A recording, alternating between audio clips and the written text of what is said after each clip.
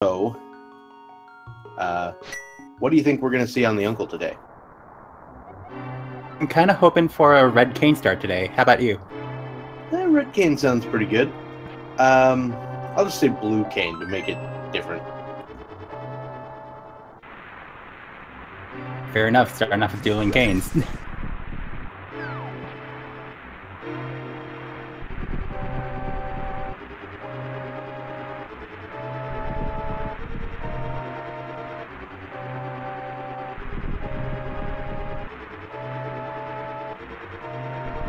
So we've got 8-bit Link on the right-hand side, we've got 16-bit Link on the left-hand side, and we've got bombs on the Uncle, which is probably the trickiest escape sequence.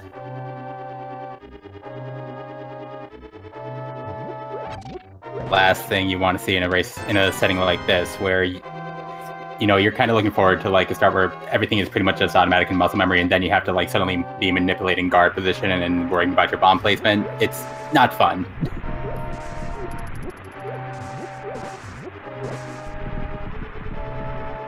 The only minor upside to this is you don't have to waste a lot of time farming bombs. You can get the bomb kills down pretty efficiently, and there are a couple tutorials out there that I've seen about how to optimize bomb escape. You should be able to clear the 3 chests in the back.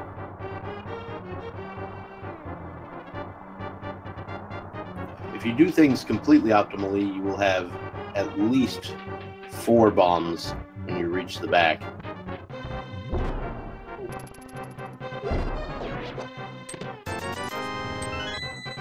That is one solid strategy for Hydropower, and another pretty solid strategy here for Falcon as well, for that first blue guard. Both of them getting out of there with just using 2 bombs.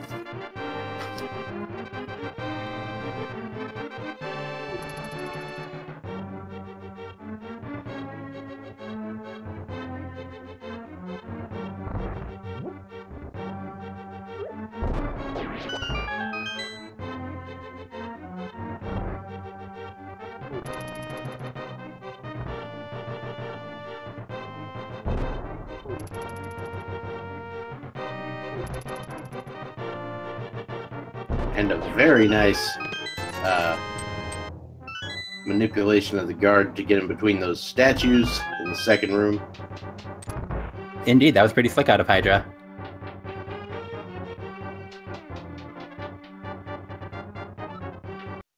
And what Falcon wants. Definitely not doing what Falcon wants there.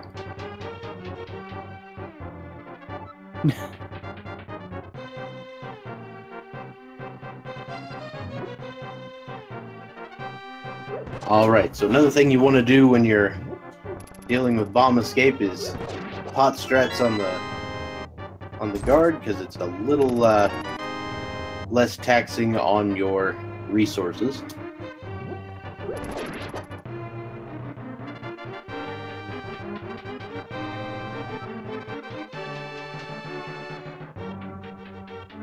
I think for Falcon that's the only thing you can do, because I don't actually know off the top of my head how many bombs you would need to kill the ball and chain guard. Let's see, I think it's 4.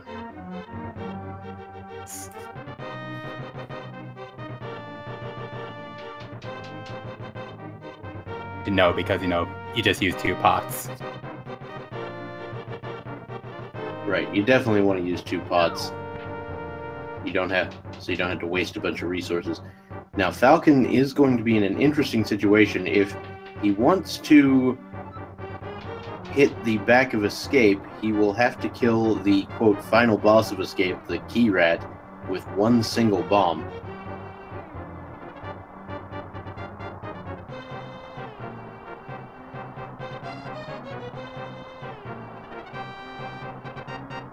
One strategy you might employ is right after reaching the dark section, do a save and quit. And that will put you back outside in the throne room with 3 bombs instead of 2.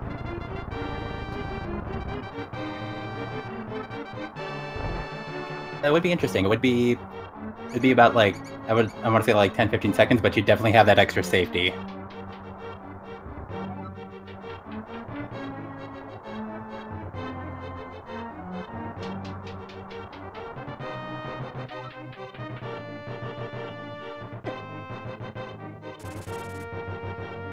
Oh! Yeah. Well, never mind on the the bomb for the key rat. We've got a hammer. We can just squash that rat pretty easily now.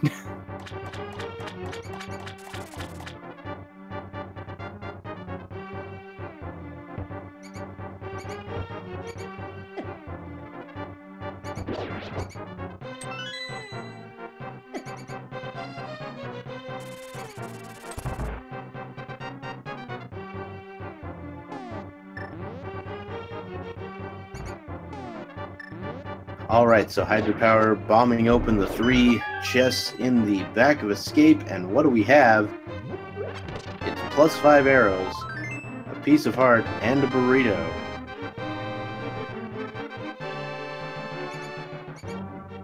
Nothing useful, but it's nice to get those chests out of the way while you're still in the escape sequence. Yeah, because having to come back here is kind of a pain, and having to remember to come back here is even worse.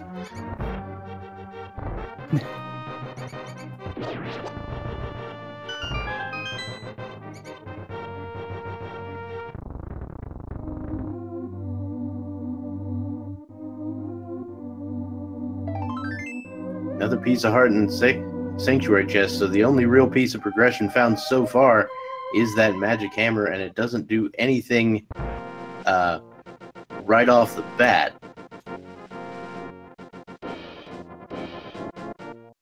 It is one of the 3 pieces of progression we'll need for Dark World entry, but without the gloves and the pearl, it's not the most immediately progressive item. Weapon that you have for pretty much the whole game. Yeah, the hammer gives us quite a bit of firepower, and will generally deal more damage than your sword until you get the tempered sword.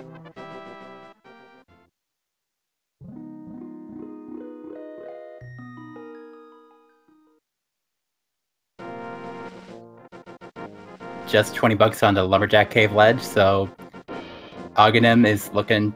Chances of Aghanim are pretty slim right now, I'd say. Yeah, the presence of the hammer makes it extremely unlikely. But still possible. Could have both gloves in the Dark World somehow.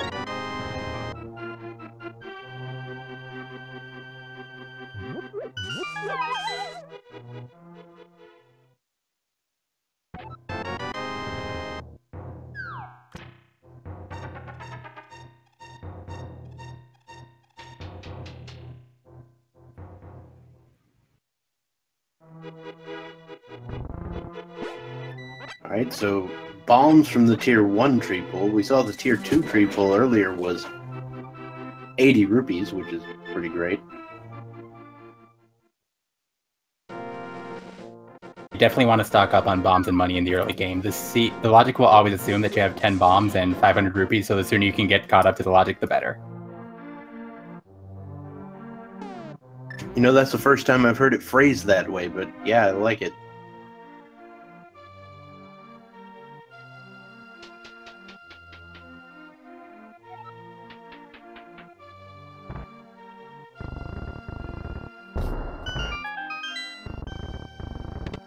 Oh, there's a flute. This is a nice place to get a flute. And a sword. Having a sword is always nice, although it is one of the four horsemen of the Agapocalypse. Refer to that in that way, so that, I appreciated that.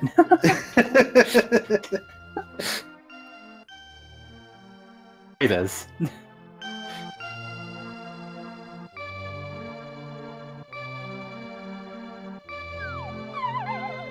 Because you will need for a song. What was that? Having heard some of your comms before, are we in for a song? Not for this tournament, unfortunately.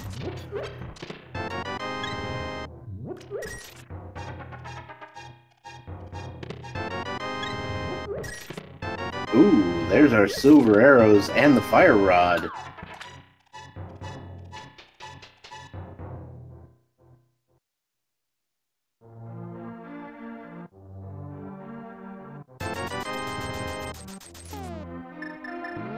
Big 20 from the bottle vendor, and now we can say hi to everybody's favorite swag duck. Hello.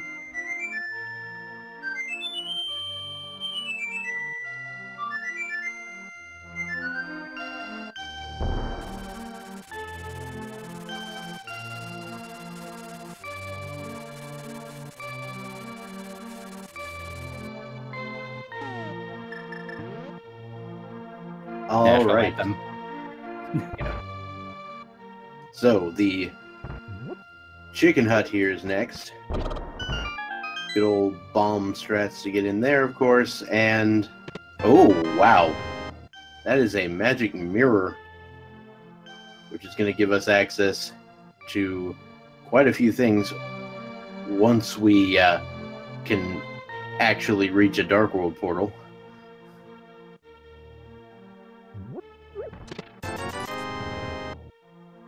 With Flute, Mirror, and Hammer, we pretty much have our Go to Death Mountain starter kit right now. Oh yeah, we can reach a Dark World portal. It's up there on Death Mountain and get you to Hera. I forgot, because I'm a derp. Anyway. To like see Death Mountain access before you get the gloves. Yeah. It's kind of...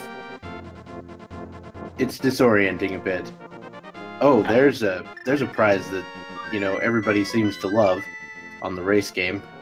It's not particularly great from where I'm sitting. I believe I saw plain crystals at every dungeon for that map check. That's how our tracker Merc249 has marked those. And the flute, the use of the flute and the mirror here to make this trip to the dam very quick.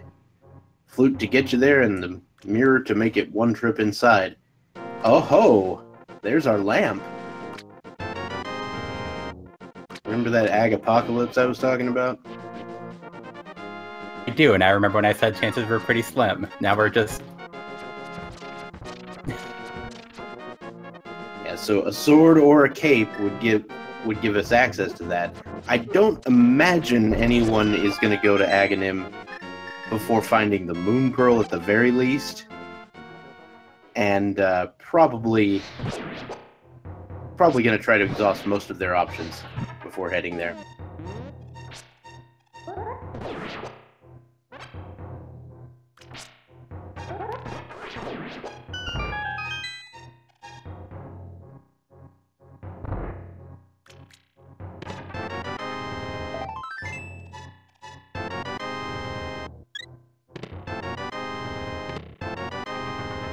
So, you know, there was a big heart in here, but pretty much everything was convenience and or junk inside Mini Moldorm Cave.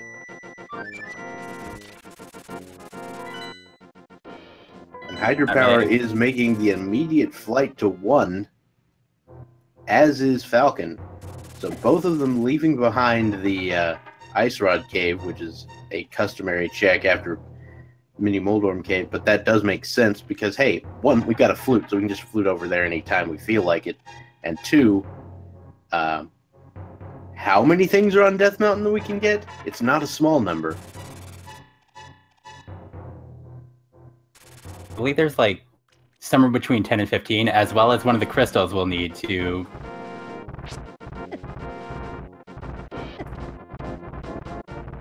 When Hydra getting deadrocked. I've got 13 on my count. That sounds about right.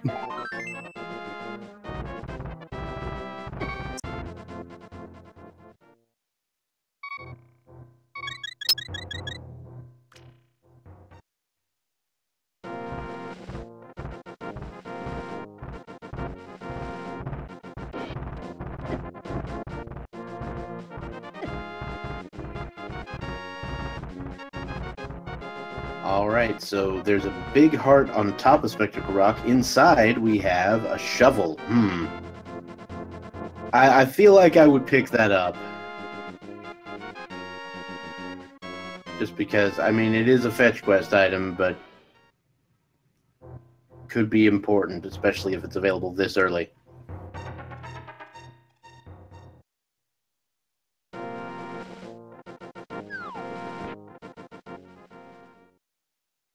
Be one of those early game fetch quests that's usually going to pay off.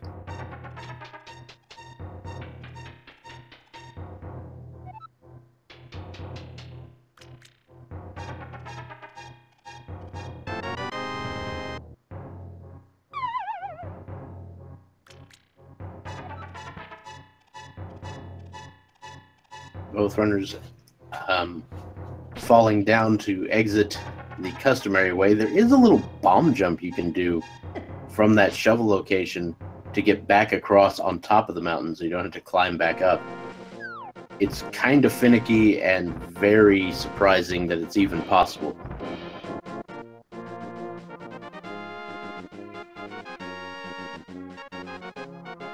Alright, we're getting our Dark World map check. Our pendants are at Swamp Palace, Ice Palace, and the green one at Skull Woods. The 5 and 6 crystals, of course, are found at Misery Mire and Turtle Rock.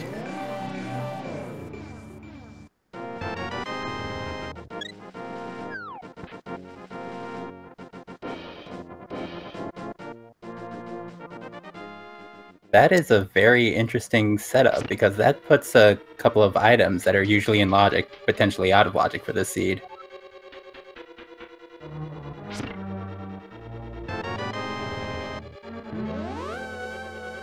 Yep, we may have a completely flipperless seed.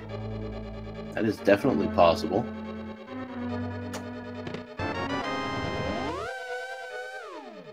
And the fire rod will only be required for Turtle Rock.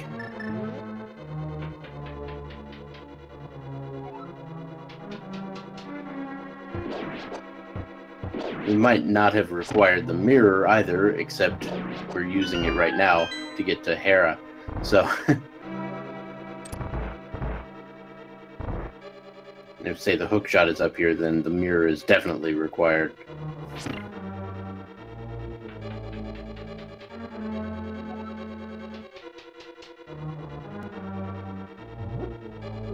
There's a moon pearl just south of its vanilla location.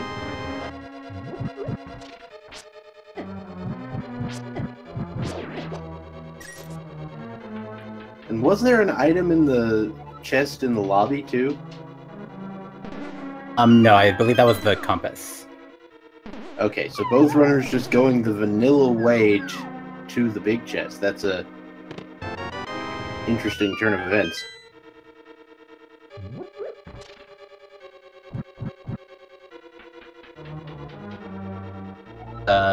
The setup for the bomb jump there without boots is kind of precise, kind of finicky, and if you fail it, you go down 2 floors. So I think both runners are just kind of making the conservative play and just trusting that, you know, then failure.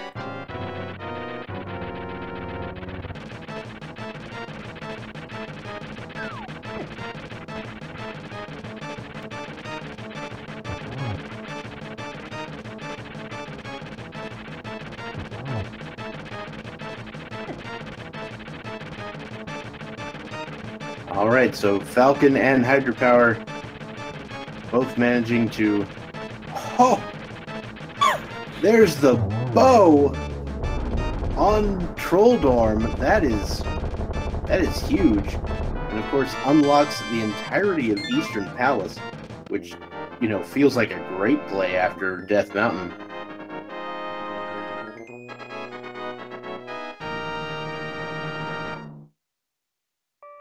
To give them Dark World access, I'd expect them to go to and Eastern Palace after Death Mountain, but yeah. No basement, 2 required items. That's one of the better towers affairs you can get.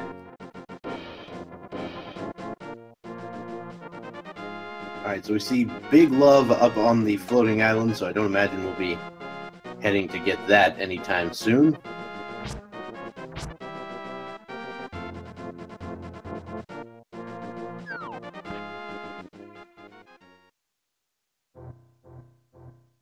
And now we're taking the long, slow walk through the spiral cave.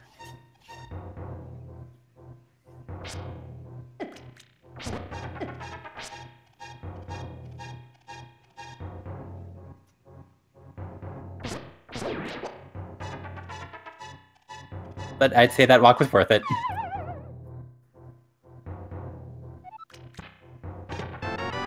Oh, speaking of the hook shot, there it was. Spiral cave.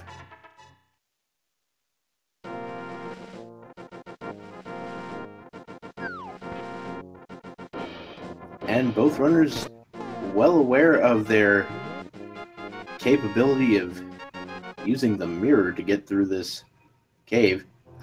Hydra, however, going in not quite the right door. It can be confusing because it is the left side door in the dark world that you want to go in. The way I have to remember that is I just have to like tell myself light is right when I'm going in. There you go.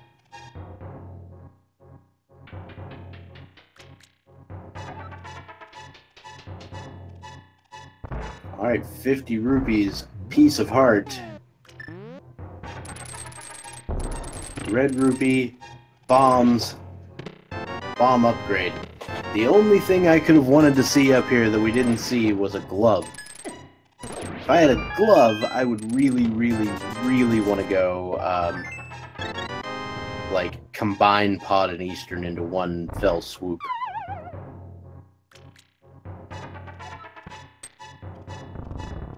I'm with you there. Glove would have been super convenient, but just go to Easter now.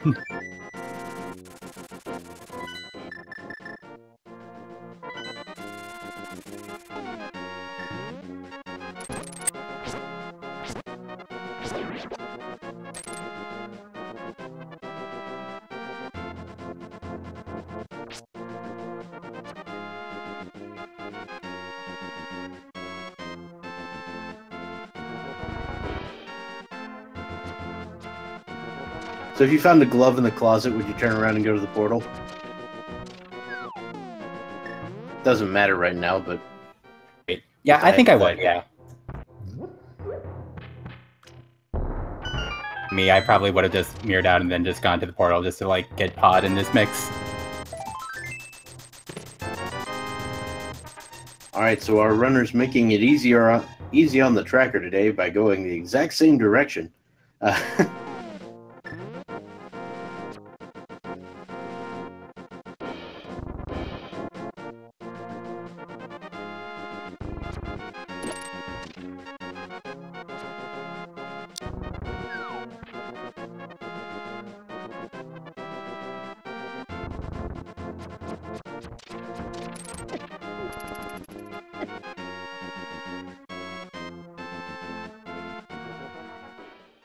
And into Eastern Palace we go. 3 total items within Eastern Palace, plus of course the big key, the map, and compass. So right here in the first chest we've got the big key. You do really want to see the big key as early as possible.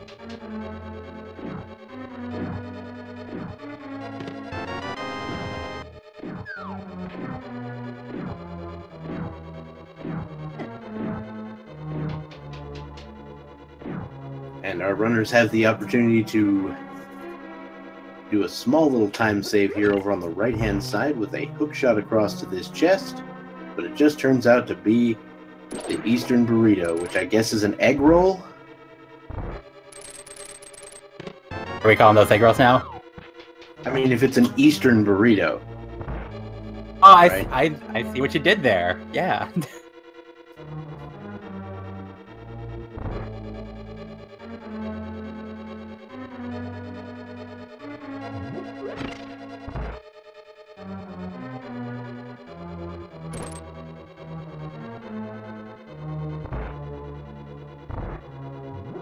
And there's a compass, so we know that the remaining places in this dungeon will hold items of some kind, including the big chest coming up right here.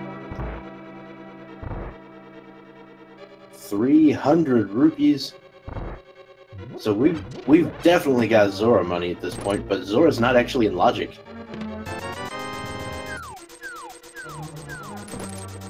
So we don't have a glove, and we don't have flippers. Never find these runners have the exact same number of rupees too. This is ridiculous.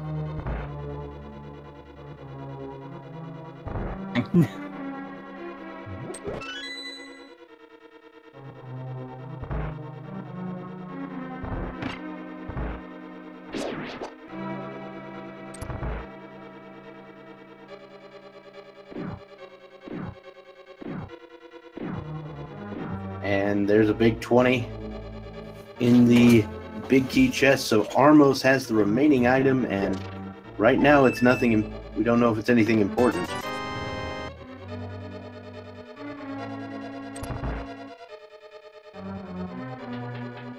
Both runners getting a nice little skip there to open up that chest.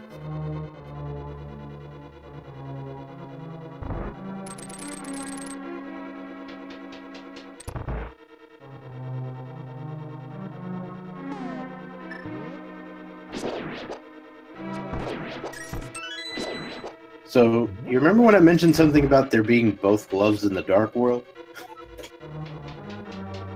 I vaguely remember something about that, yeah.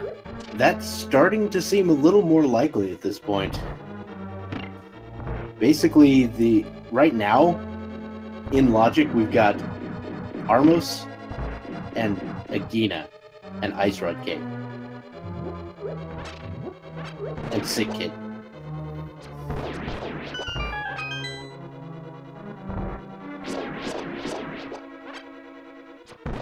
Feeling like whatever item they get off the Armos Knights may determine the next play they make. Or it's just going to be another 50 rupees.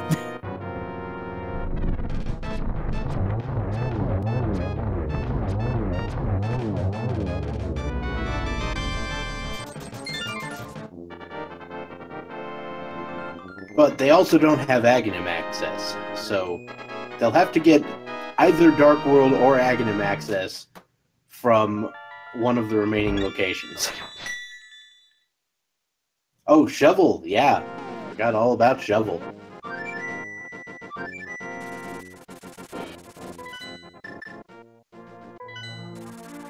mean, I can dig it. Yeah. Alright, so we've got an Ice Rod Cave check, we've got a Sick Kid check. Sick Kid, piece of heart. Ice Rod Cave. Master Sword. That's Aghanim access.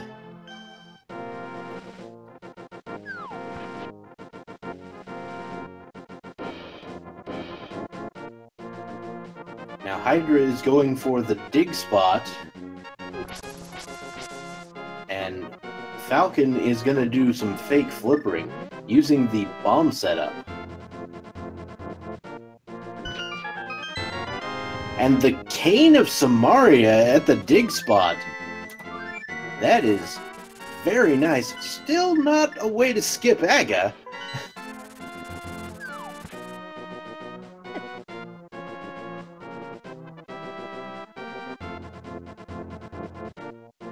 Out of the way, but you know it. Yeah, you definitely wish you could have found gloves or something there. And then Cfalcon breaking the sequence, hoping that this pays off, that maybe flippers will lead to the glove upgrade. Yeah, if there's some way of breaking around Aghanim, you want to do it.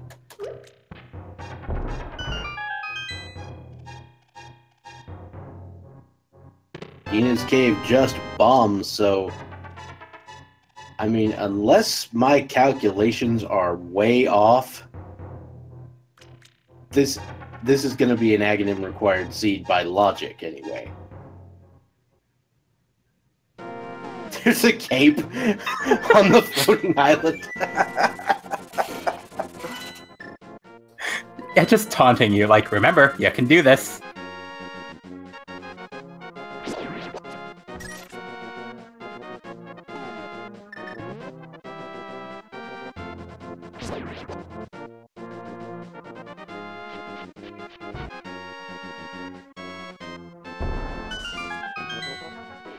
+5 arrows, 20 rupees. So Falcon is down to Zora for a potential sequence break around Aghanim. We could see what's on the ledge here, but you won't be able to get it just yet. It's another bottle, so that's not going to help us. And Hydra picking up hearts here. I think he may just be going directly for the Aga play without doing these fake flipper shenanigans. So it's down to whether Zora has something that lets you skip it.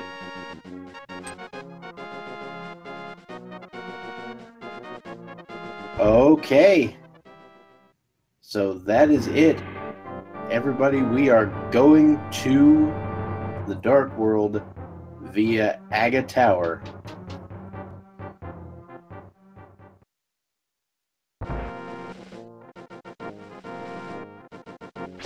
As far as Aga required seeds go, this has been sort of generous because the runners already have 2 crystals and they'll have 2 crystal dungeons available to them. East Town right when they finish this dungeon. Yep. I mean, I think the obvious play is go to Pod first, because it's right there. And you have everything you need to complete it. And then, I mean, you can do Skull Woods, too, if you really want to. And there can be some value in Skull Woods.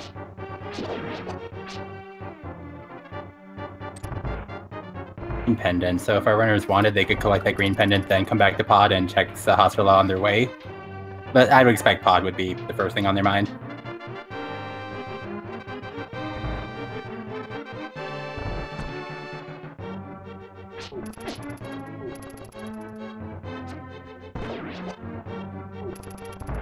Sure.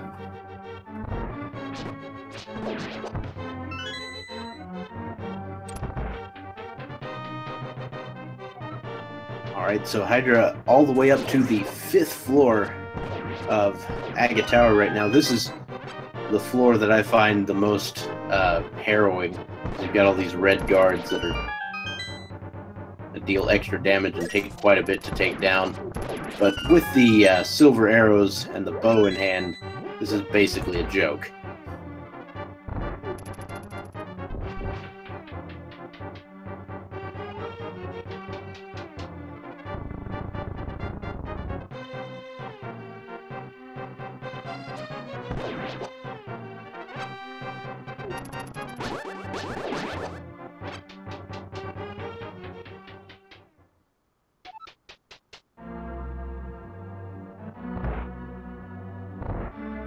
I feel like I would at least check part of Skull Woods while I'm there.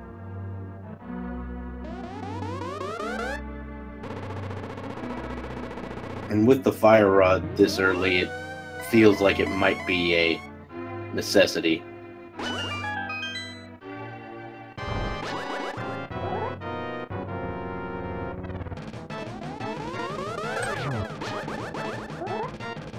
And of course, we will have to find that ever so elusive ice rod, which defies any attempt to logic out where it might be. There is literally nothing you can do when you are at the mercy of the ice rod. Exactly, you just kind of hope that you run into that in the natural course of your routing.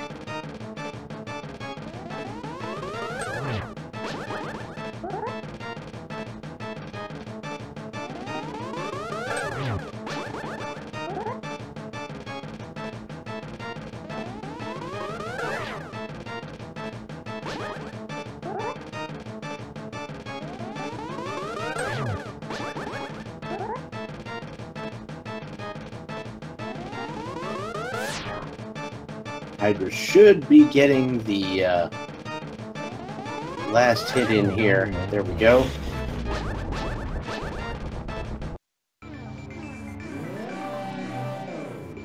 And we reach the Dark World with full health, so we don't have to wait on it to fill up. Right, so Hydra's getting his map check done. getting those things marked down. It's very important that you accurately mark down which things are crystals and which ones are pendants, because if you mismark those, that can lead to an entire dungeon worth of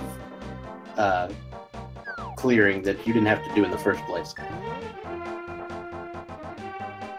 Falcon getting a little trolled by that blue guard, but managing to make it in short order.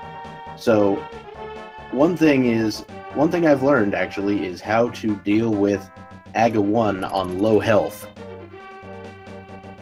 If you stand directly to the left or right of Aghanim and you do the spin, you'll either knock it right back into him or it'll be a blue ball and the projectiles will go around you. So you will not get hurt if you're careful that way.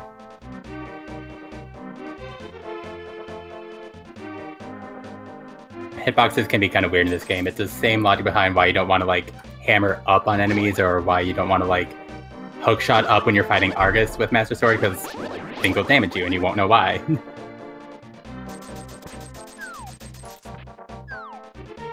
Right. So when you are like me and you know what most would call bad, you tend to want to know strats to deal with low health, because you'll be there a lot.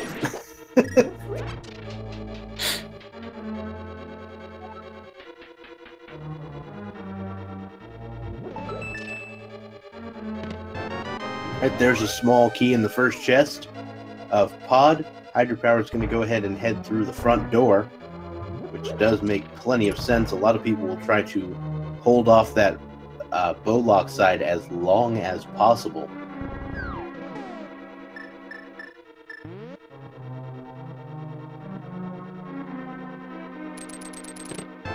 There's a second key in the what's called the Arena Bridge chest in the spoiler logs.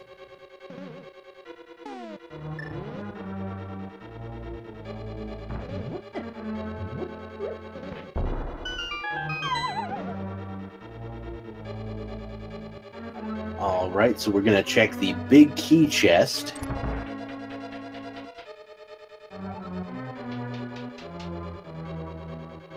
And it has the big key. So, as one might expect from a chest called the big key chest. And there's a blue rupee. So now we know for certain that both of the chests on the right-hand side must be small keys.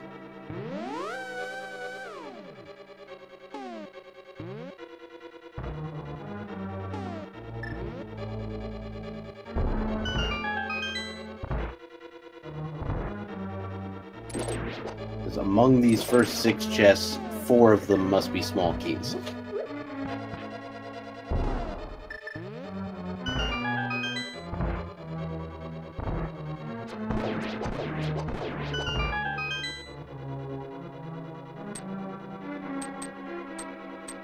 Alright, so Hydrapower is now heading through this little hallway slash hellway slash spikes everywhere. And gonna pick up both of these small keys. And then Hydrapower will now be heading to the back.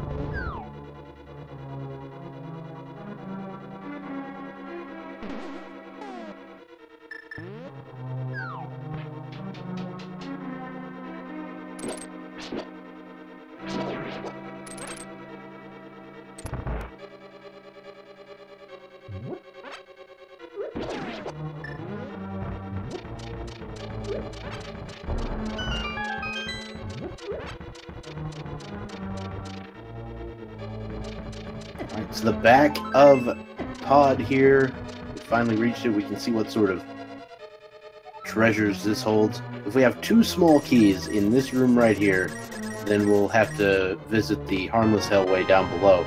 Otherwise, we will probably leave it be because, well, nope, that's 2 small keys, so there's could be something in the southern room here, the Harmless Hellway.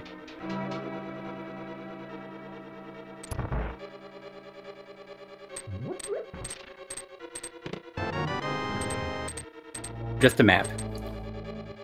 Yep. But at least we know now. So we're still missing the compass and 3 items from this dungeon.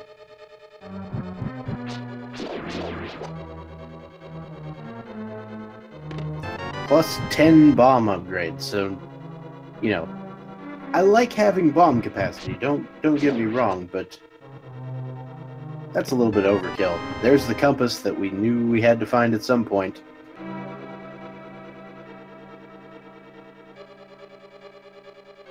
And a big 20. So the final item is on Helmosaur.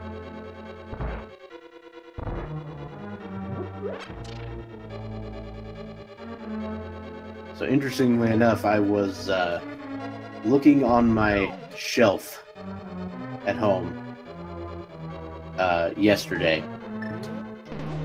and I found on the shelf the official Zelda Link to the Past Nintendo's Player's Guide. Nice. And I was like, I forgot I even had this. But here it is. And I can confirm that in this book, it does say to break Helmosaur's mask with bombs. The people who wrote that strategy guide, I think it's kind of easier to do it with the hammer. Yeah, when I first played this game, I hadn't seen the strategy guide, and so, you know, I thought, okay, I found the hammer in this dungeon. Obviously, you're supposed to use it, right?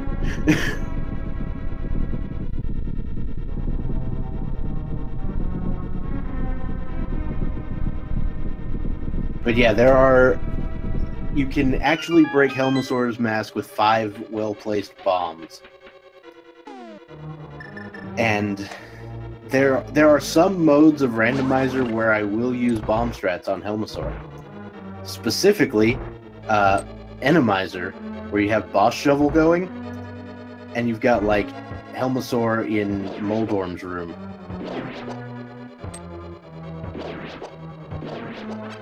That just sounds like a nightmare right there. I mean, you're not wrong.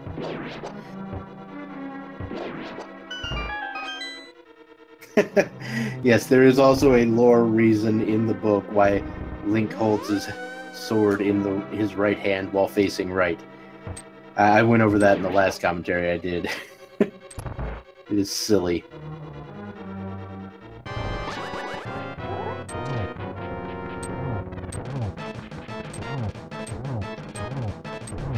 Yeah, Bomb Landmo is a thing. Bomb Vitreous is a thing.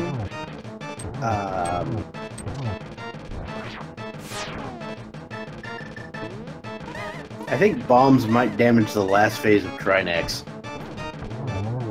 but I wouldn't do it.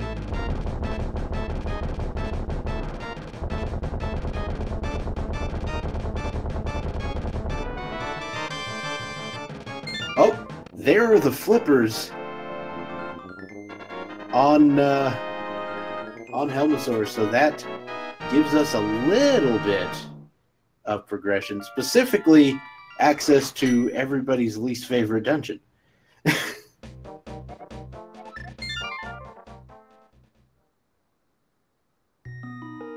Or some people's favorite dungeon. I'm not going to... You know, I won't shame you for liking Swamp Palace, but you might need to get your head examined. It's a weird choice. It's a weird choice that you've made, but we will respect that. If you ever get Go Mode Swamp with boots, it's kind of fun. You just kind of dash through everything. You know, maybe they like a specific form of Swamp Palace. Like Go Mode Swamp? I love Go Mode Swamp.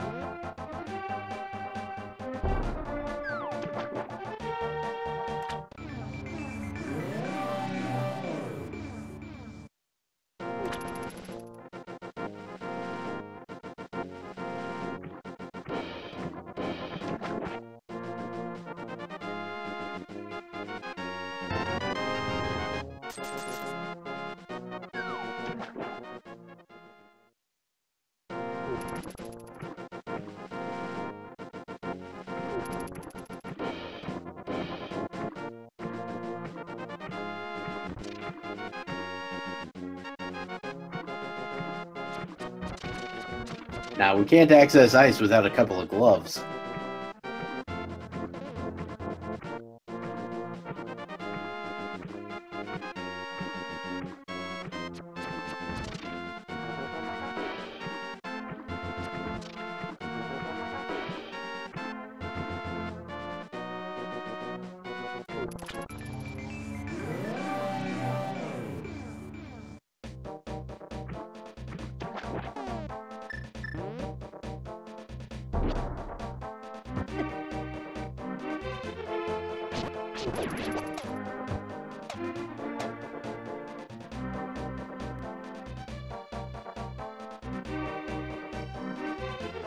Alright, so Hydropower is now making his way down toward Hype Cave.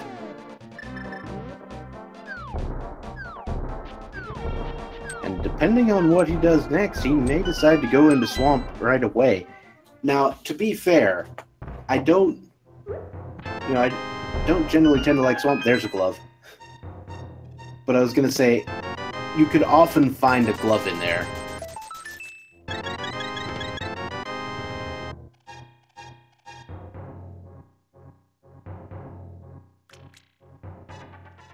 Got a glove and a tempered sword and a blue mail. Hype Cave, I'm gonna say, is significant hype.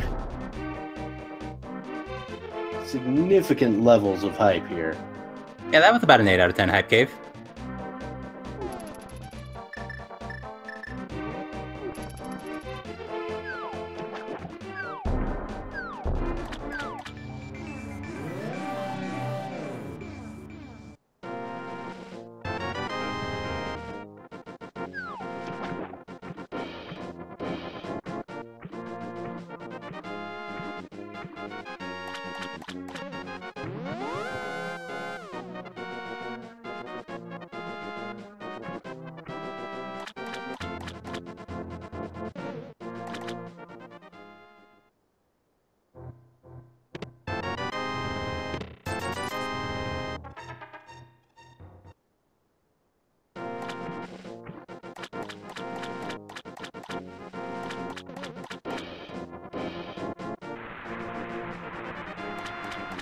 Alright, Hydropower gonna go ahead and head up to Zora, which we saw Falcon do a little while ago. But luckily for him, he can get that bottle if he so desires.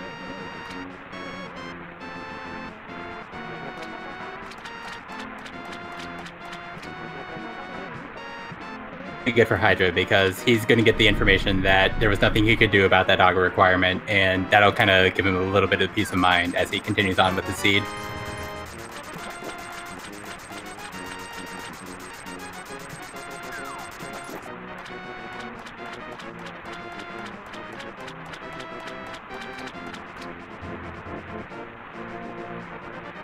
Alright, so Falcon is doing the swamp play, and that's a perfectly reasonable play at this point.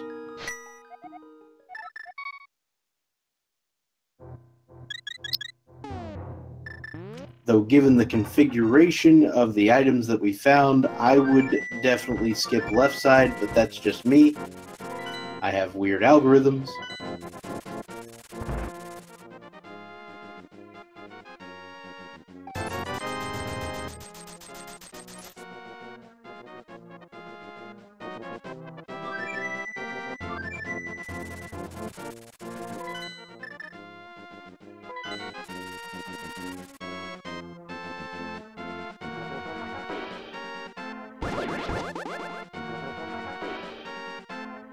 And Hydropower is going to head over to the west side of Dark World, which is where another large chunk of items awaits.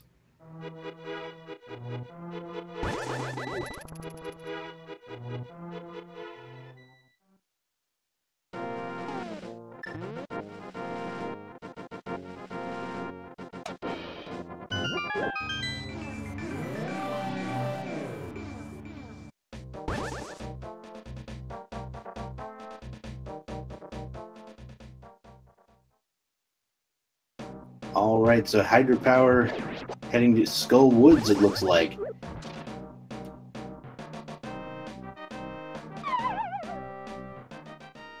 for a quick dip, I assume.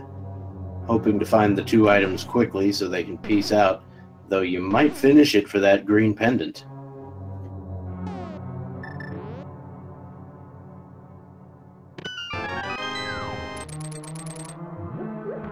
Just a burrito there on the left side chest. Another 50 rupees for Falcon in Swamp. A compass. And so Hydra's going to have to take the long way out of this left side left side section of Skull Woods. Captain Falcon is going to the back immediately, electing to skip the left side for the moment.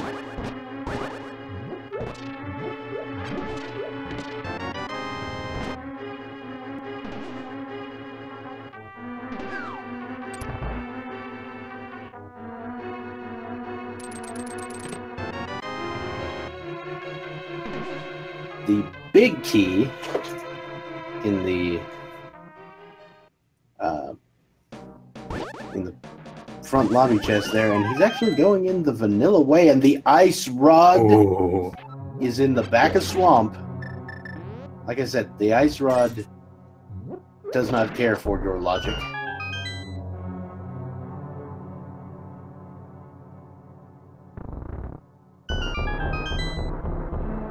And so far, we have found nothing but items.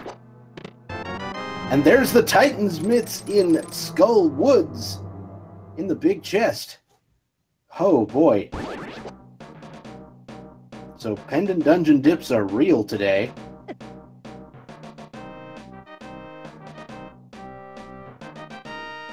To your point about the items in Swamp Palace, if that ice rod turns out to be the only item that Falcon pulls out of Swamp Palace, it might be a while before Hydra finds that, because, like you said, ice rod is one of the hardest items to find, and Swamp Palace is a dungeon that no one ever wants to do. Yeah, Falcon just got, you know, a massive advantage from picking that up.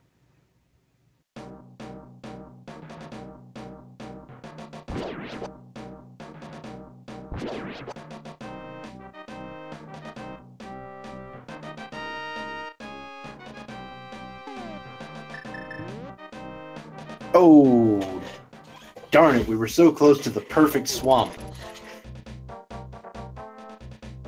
So close to the perfect swamp. But we got the compass, meaning there's 1 item left.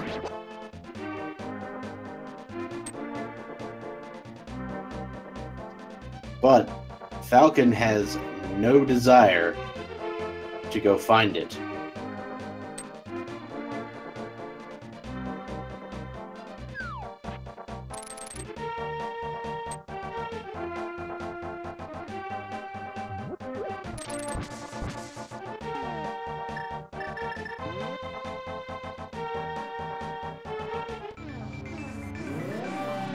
I mean, I imagine Hydra will be heading to Thieves Town shortly.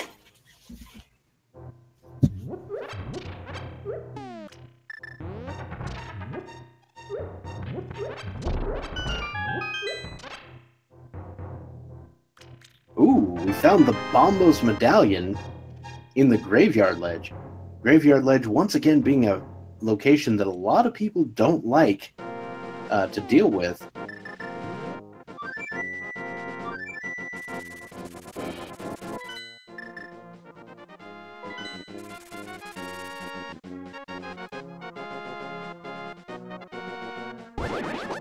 There was, in fact, 1 item left in Swamp, and 1 item left in Skull Woods.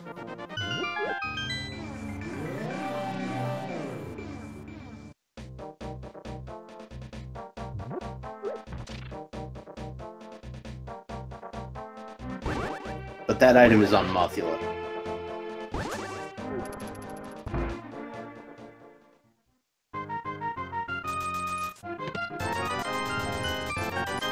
So Hydra finds bombs in the chess game. We've got big 20 at the digging game after some ungodly number of digs. I'm going to say that was 24. King's Tomb Bomb Croc's not available without the boots.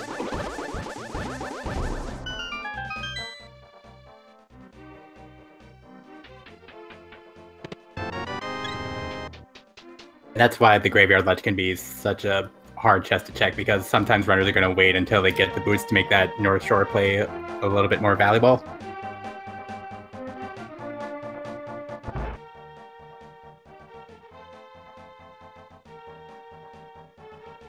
And Piece of Heart in the Sea House, which leads us to Thieves Town. I don't imagine any scenario in which we don't go ahead and clear out Thieves Town right now. The mitts were in the big chest of Skull Woods, which is once again a pendant dungeon. So the pendant dungeon dips are real so far.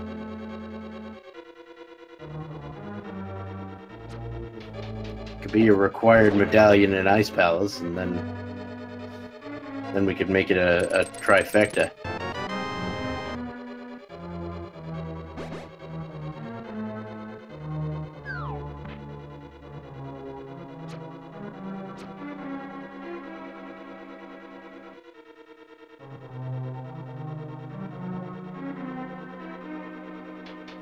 Falcon is going into Skull Woods, and he's going to get this big key right away, and I think a visit to the big chest will be forthcoming, so that those Titan's mitts will be in his possession shortly. That's not going to do it.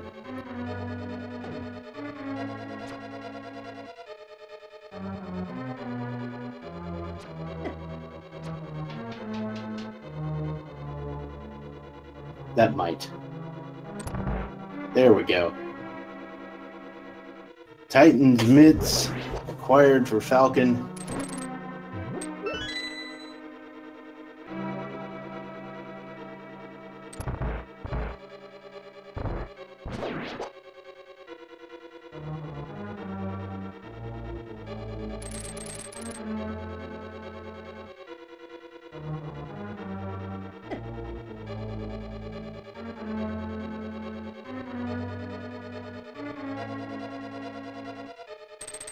While Hydrapower will now be heading up to the attic of Thieves Town, putting in that skylight that we require for the purposes of blind beatdowns.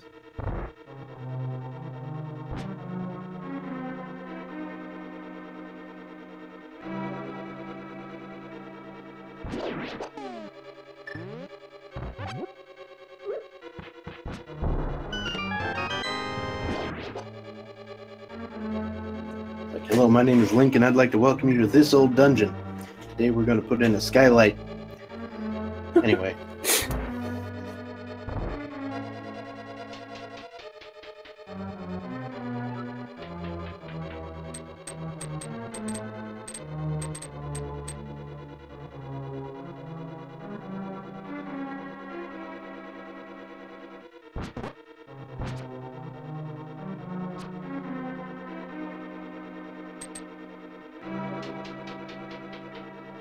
Alright, so Hydrapower about to finish off Thieves Town. Falcon, we'll see if he heads over to Graveyard Ledge. Doesn't look like he's doing so. Well, nope, he's not doing it. So we may end up seeing a delay on the Bombos Medallion if it ends up being required.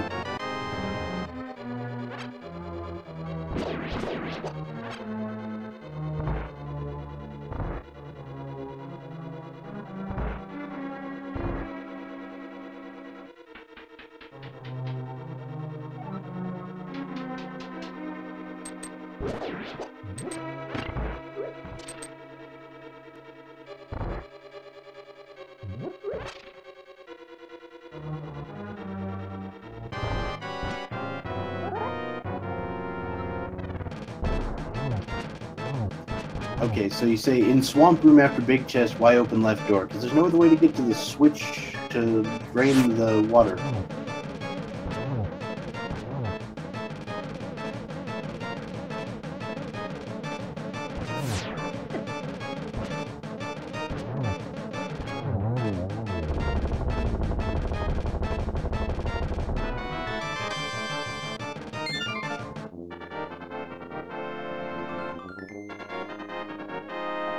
Very good blind fight from Hydra, and yeah, we'll see where he chooses to go from here. I could see him sticking around to clear out the Smith sequence, and then just kind of check the Misery Mire medallion, maybe check the Turtle Rock medallion, and it looks like he's mirroring out. Interesting. So we're going to leave behind the Smith chain for now. And yeah, I was going to say the Mire check is more than likely the next move.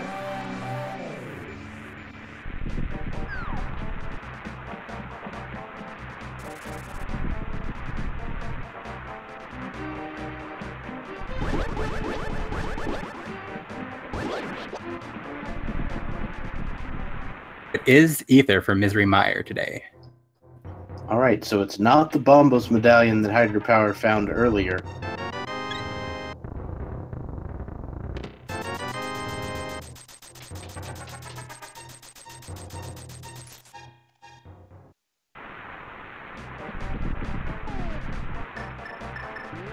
And speaking of checking things, Hydra's going to go ahead and check Desert proper.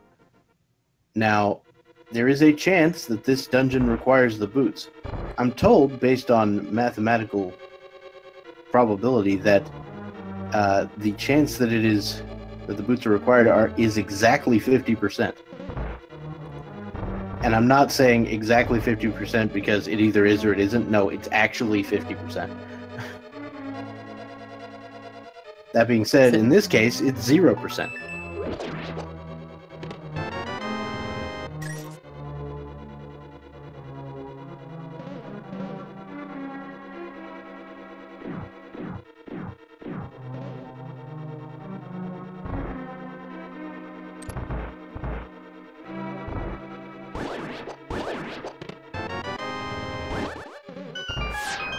Alright, we'll see what's in the vanilla big key chest. It's a dungeon item, as we might have expected. Alright, so Hydra is going to go straight to Landmo, it looks like, and then perhaps check the big chest if there's nothing on Landmo. And that makes sense, because you got to clear Landmo anyway.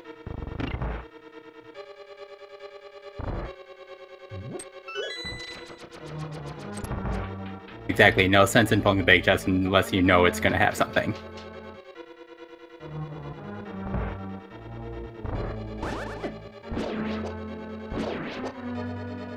The reasons I would go to the big chest first would include I needed it for the small key, or like I'm really low on health or hearts or something, and I want to try to find something before fighting Landmo. But neither of those are the case here.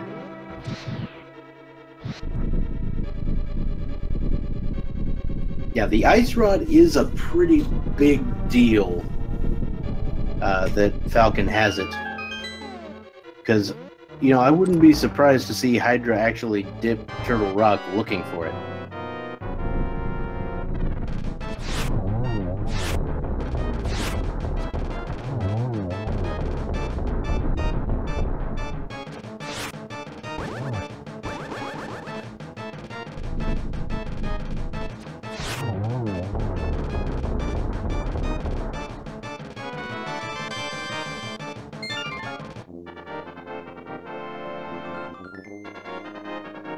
Blue cane off Landmo, which, given that we already have the magic cape, isn't that useful, but, you know, it sparkles.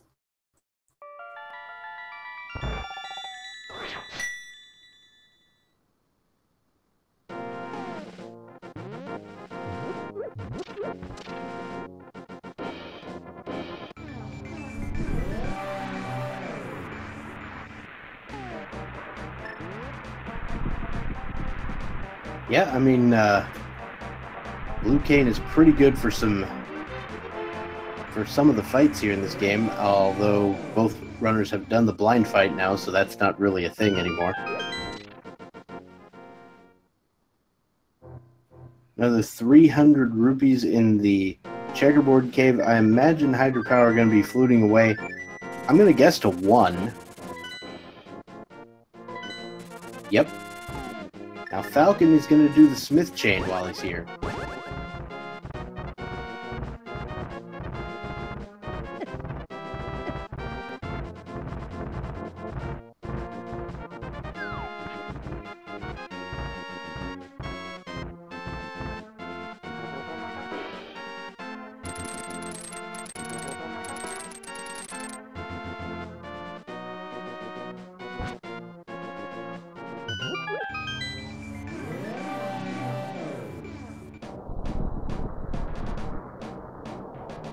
I believe he saw a desert ledge when he checked Agina's cave a while back.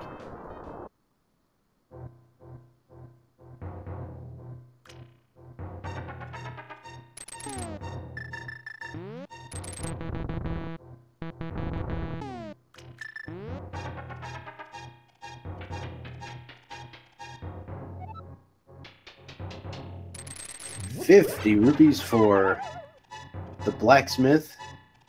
And here's Super Bunny Cave. We got 5 rupees and 1 rupee. I would call that Super Money Cave, but it's not even super. It's just like super broke cave. Just normal money. Just normal money, I guess.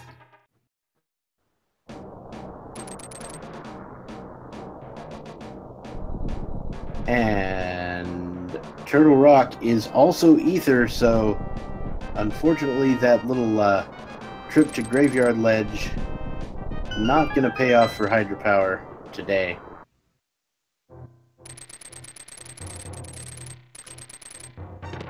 Oh, there's the ether medallion.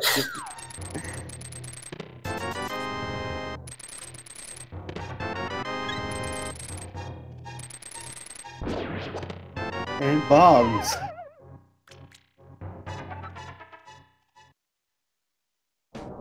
So, correct me if I'm wrong, but once Falcon gets that ether, is he going to be in go mode? Oh, I think so. I think so.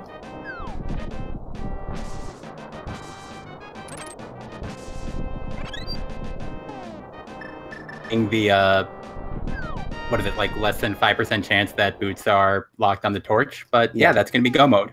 Yeah, the 95%, 95+% go mode for Falcon here.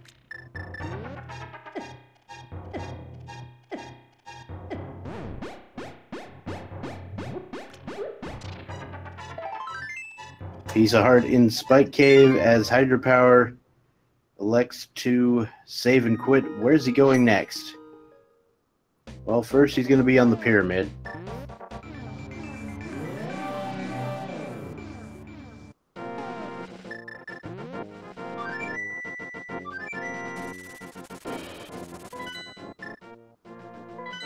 Alright, so we're getting some potions. That's the first thing that's happening.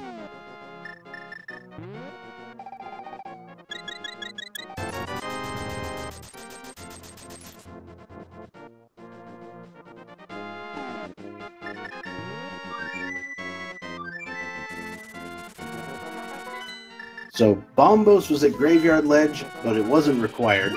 Ether was in Hookshot Cave. So Hydropower is about to go make the play into Misery Mire. Now, this is not really going to waste him any time, because Misery Mire generally takes about the same amount of time to full clear as it does to go mode. Maybe not the same amount, but it's pretty similar. It kind of depends on where that big key is. Right. And then basically after this, it will all depend on whether or not Hydropower decides to go into Turtle Rock without the Ice Rod or start dipping Pendant Dungeons looking for it. We know today that Swamp Palace is the correct play, and it's not a play that a lot of runners like to make.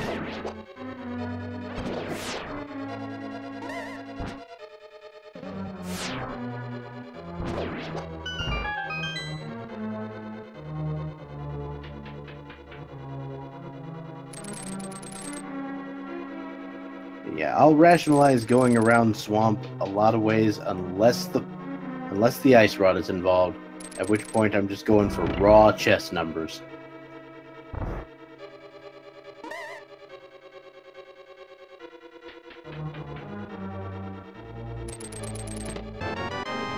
Well, there's the big key in the first. Of course. It's always in that chest when you're not go-moding.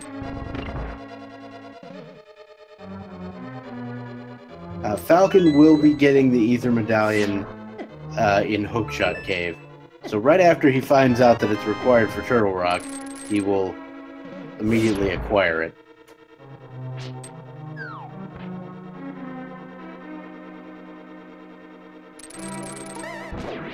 I mean, some people prefer Fire Rod strats even when they have silvers. Because it can be faster, especially if you're, one, not as familiar with arrow strats, or two, not a fan of lag.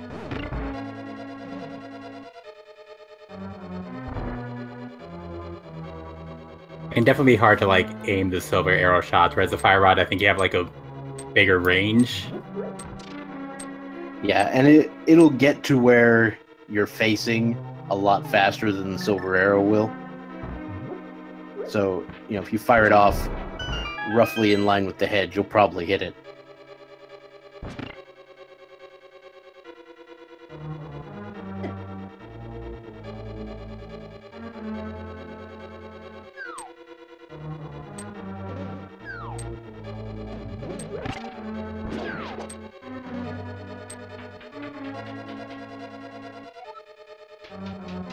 Alright, so it looks like Hydra is going to go ahead and finish off Vitreous. This looks like he might be attempting the let's assume I'm in go mode play and just go to Turtle Rock, but unfortunately it's not going to work out for him.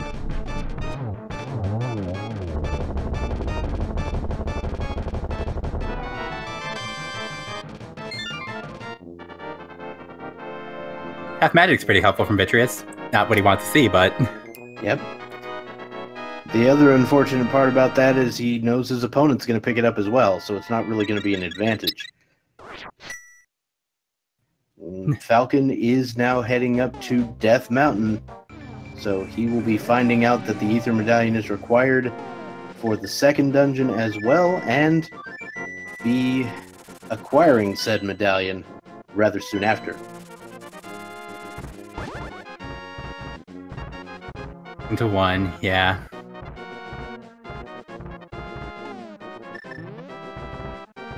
I mean, it's not a play I disagree with on Hydrapower's part. How many times has the Ice Rod been in Turtle Rock? Too many is the answer. Well, yeah. And he may also be thinking, you know, he already has 6 crystals. If he finds the Ice Rod shortly before he has to get the 7th crystal, that's going to be a huge advantage. Unfortunately, we just know it's the wrong play.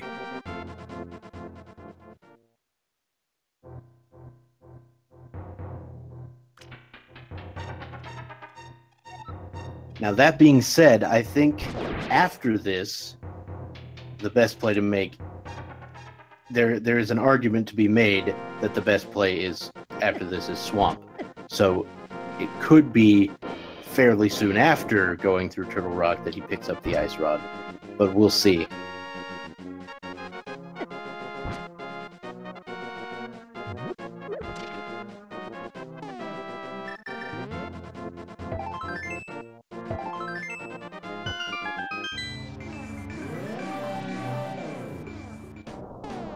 And Falcon picking up that Ether Medallion.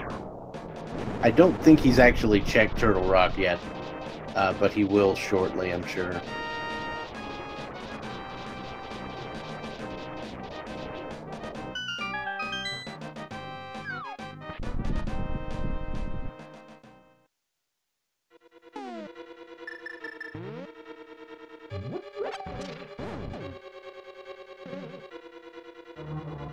I mean, I think you probably just go ahead and deal with Turtle Rock while you're here.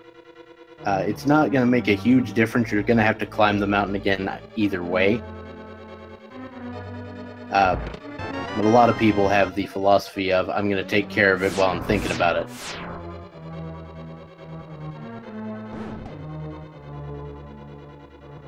And that is the 95.45%.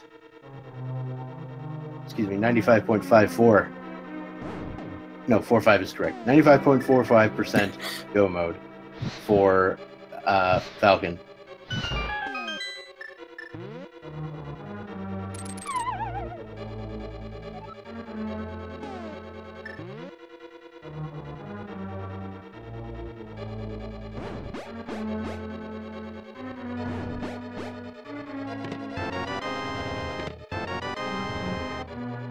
You are not wrong, T-Frey. You are not wrong.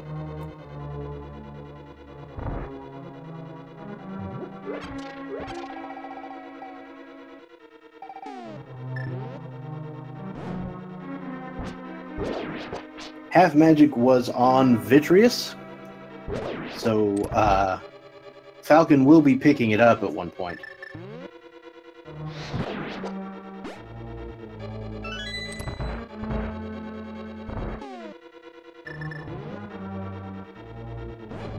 So, Hydrapower is not in go mode because he doesn't have the Ice Rod.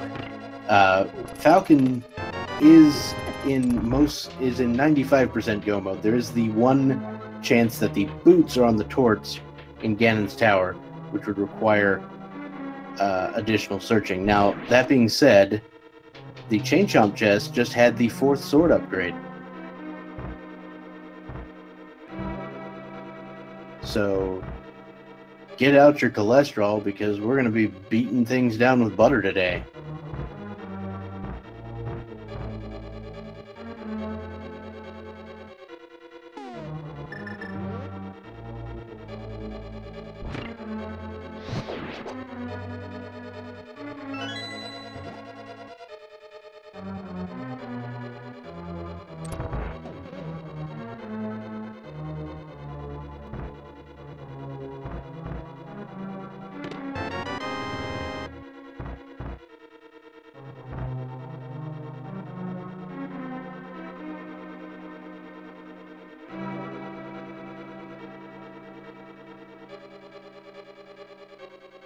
All right.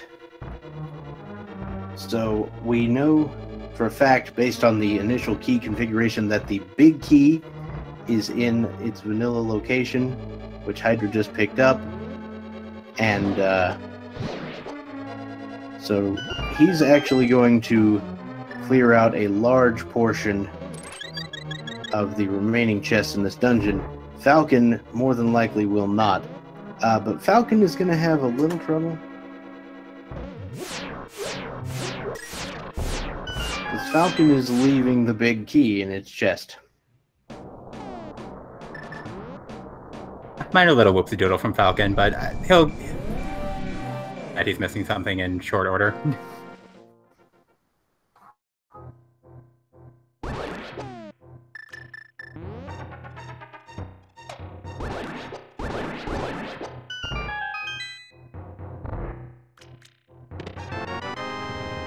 The mushroom found in Mimic Cave.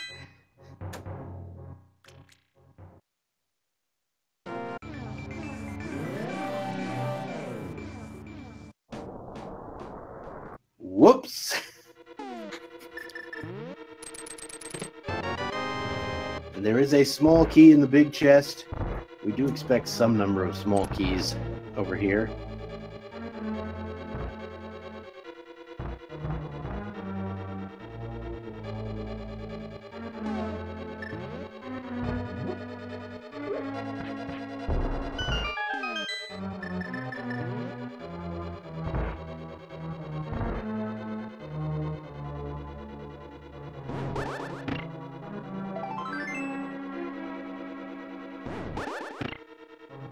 The last small key is going to be on Laser Bridge. Yep. So we are going to get to see some glorious laser tech. I imagine, you know, Hydra may employ some Brian strats or something along those lines.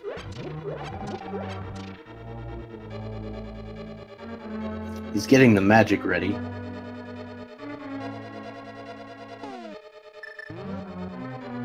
Yeah, bootsless laser skip is pretty much impossible, so yeah, I can respect some Brian strats here.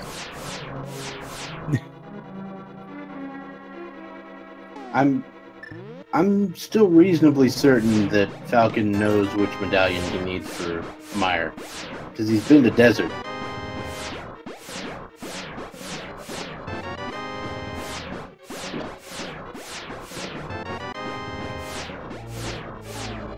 Falcon just needs more keys to get through the dungeon.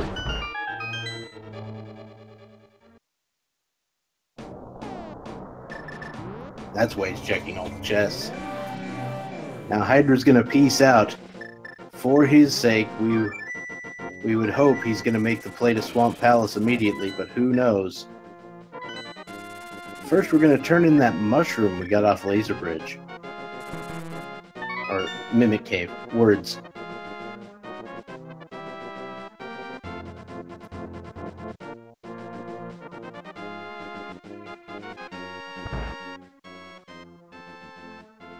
Just a piece of heart there, and now Hydra gonna head to another location. We don't know where just yet. That was a flute to 3. I think this might be a smith chain, which would be unfortunate. But it may end with a swamp dips, because the last thing in the smith chain is that purple chest, and that's, you know, basically right next to swamp.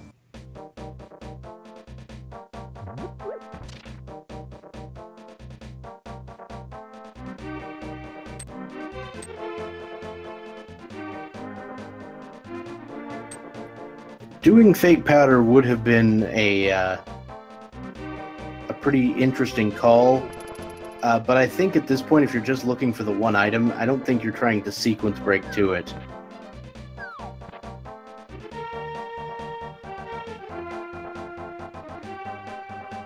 Did Hydra not do the digging game? Apparently not. His route took him to Hype Cave, and then he pulled the cape off Lake Hylia Island and went to Zora. So yeah, this is his first time exploring this area of the map.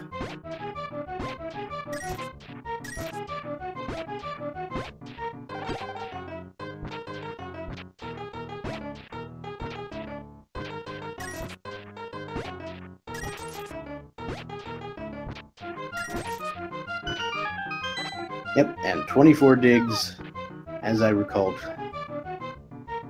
to make that happen. Alright, that is Falcon's 6th crystal. He's got to go get the one out of Misery Mire, and that will finish it.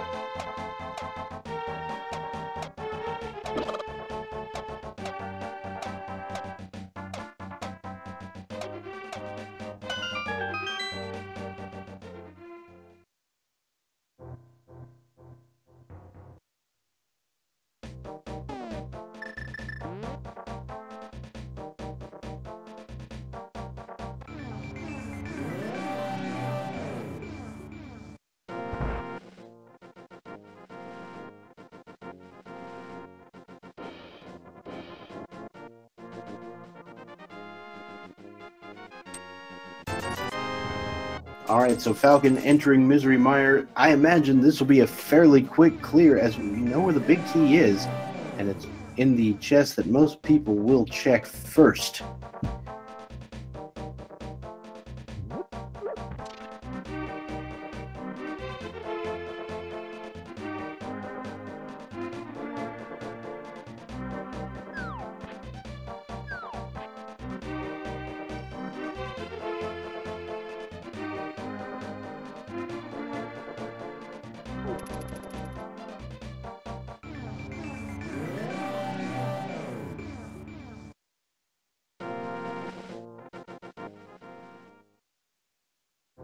Alright, so a Grove Ledge check for hydropower. Gonna go ahead and, I imagine, check good old Stumpsman over here.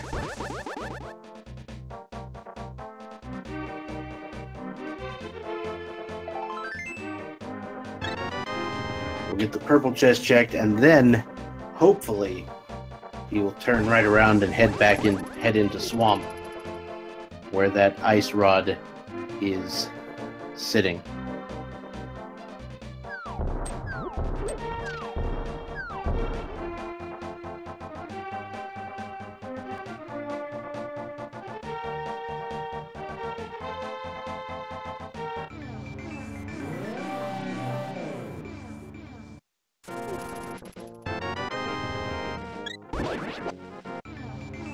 Okay, and he's going back to Dark World. So this is going to be the swamp play. Yep, looks like the swamp play is about to happen. Wait, no, where are you going? He has Pyramid Fairy, I think. Oh, wait, no, because one of them is Turtle Rock, and I think he just realized that.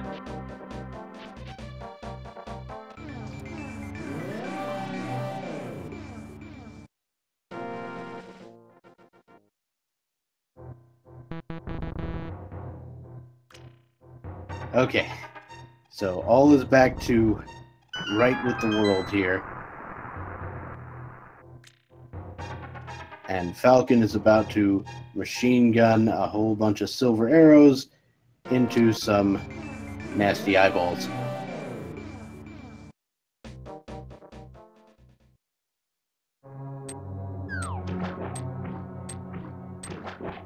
And this is the 7th crystal, so we all know what time it is.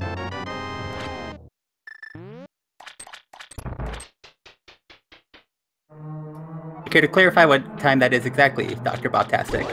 Well, there are 22 locations that can contain the big key in Ganon's Tower, and it's a tradition of ours to go ahead and try to guess which of those 22 it is. So put your numbers in chat, and you can always get your guess in. If you are a subscriber to one of the Speed Gaming channels or have donated 250 bits or more, you can be added to our leaderboard. Feel free to play along either way, but if you want to be added to the leaderboard, that's the way you'd need to do it. Now, the game will be cut off as soon as Falcon enters Ganon's Tower on our screen, so be ready for that.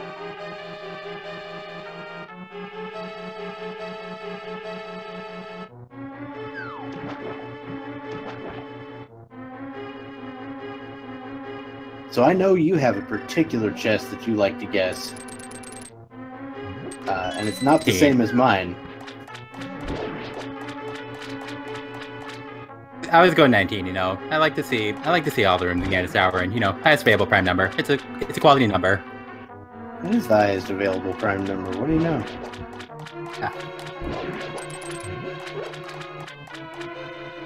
And I, of course, have the contractually obligated guess of 14 for Bob's chest, but there we go. Chat, you'll probably just see a solid wall of 3. Oh yeah, there's a lot of 3.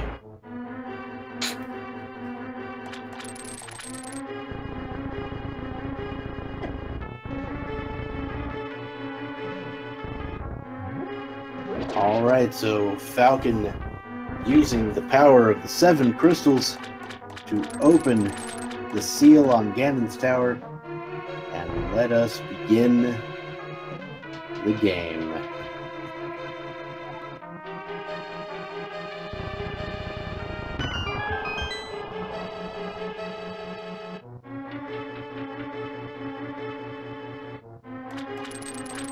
Alright, first 2 chests. We have a shield and a small key. Falcon going right side. Hydra finds the ice rod.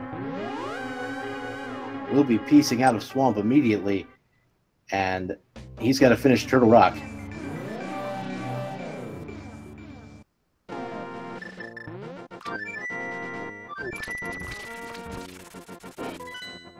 Yeah, 28's not available, so 6 is the largest perfect number available.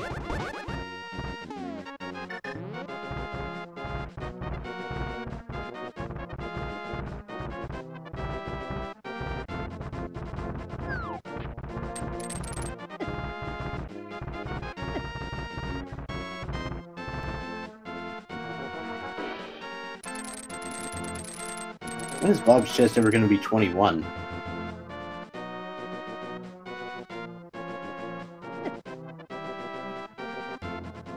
Alright, so right-hand side is a bust.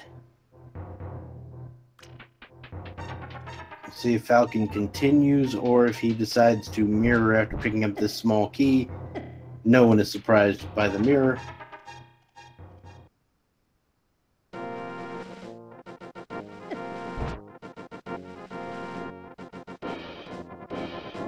Oh no.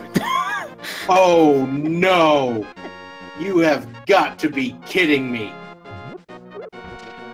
Well, there it is, chest number 7.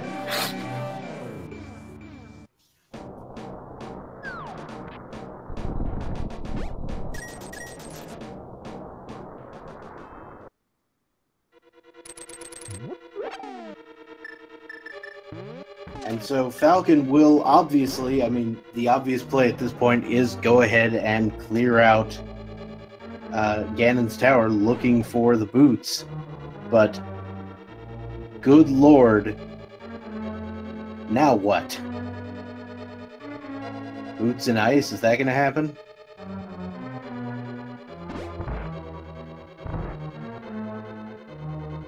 This is definitely a possibility. There's still, I think there's still one item available in Mire. Yeah, I think maybe one item in Mire. I know there's still one item in Swamp that we haven't seen. And then, there's that other place that we don't talk about.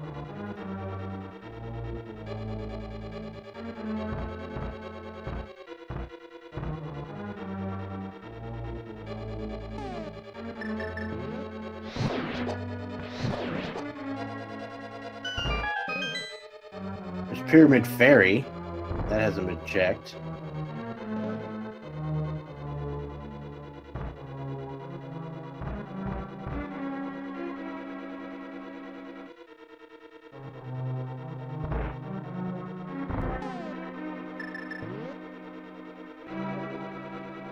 We got Compass, we got Magic Boomerang, we got Bomb Upgrade, we got 50 rupees. Once again, no boots.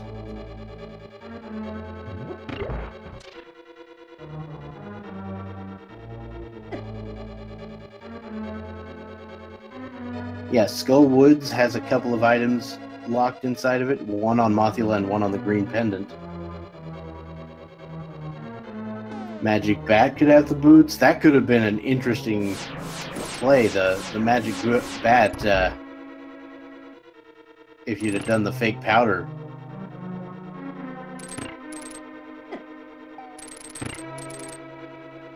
So Hydra has everything out of Turtle Rock. Falcon did not check everything. Specifically, he didn't check Mimic Cave, which has the mushroom.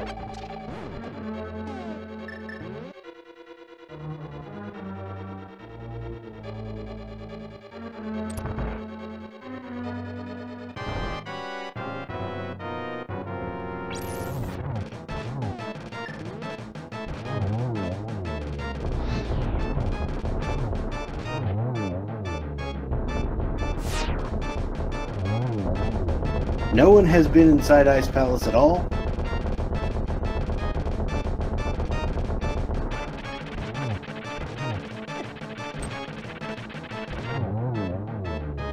Piece of Heart, 10 arrows, potion, and as far as Ganon's Tower goes, that leaves Tile Room.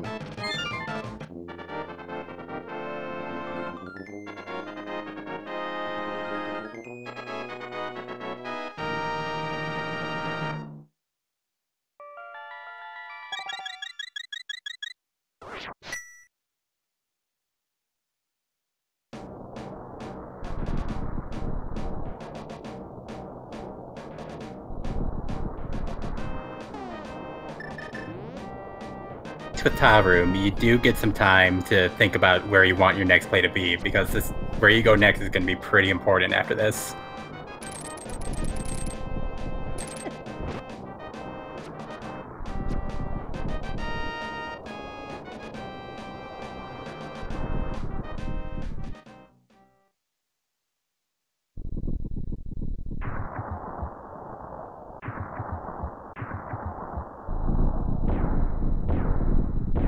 It's the bug net, and that's going to do it for Ganon's Tower.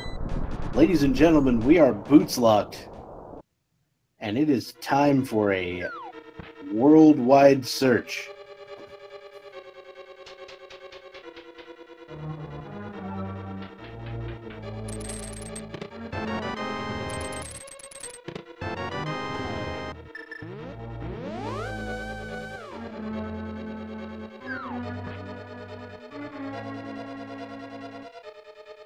I do not envy this position the runners are in. Having to scramble for the boots, especially in a de facto elimination race like this, this is rough. I saw Hydra's hesitation there, like, what?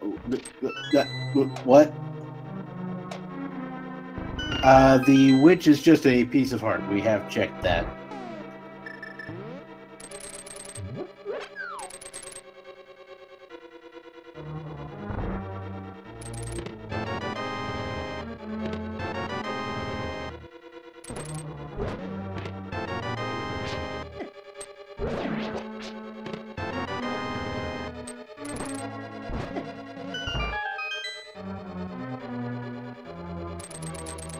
Alright, so Falcon.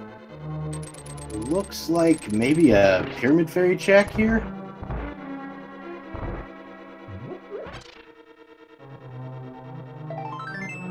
Have to imagine he's probably not too willing to sit through the swamp cutscenes to open that dungeon up again.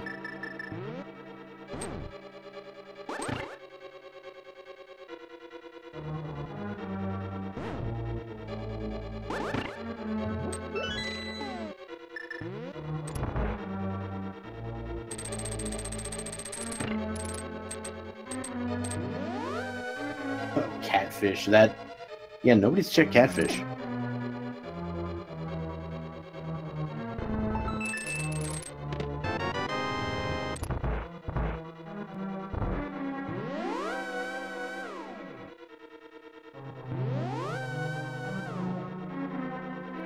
Alright, so Pyramid Fairy is Falcon's first play outside of GT. What do we have?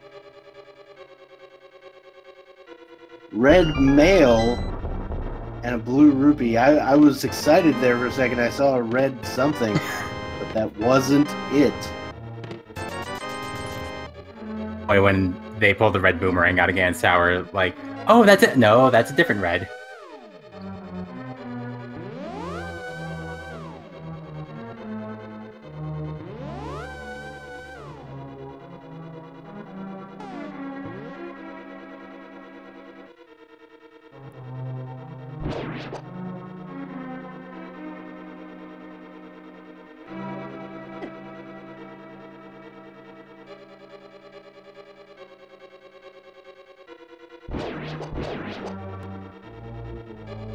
We are looking for the Pegasus boots, which are required to retrieve the boot, or the big key, of Ganon's Tower from the torch.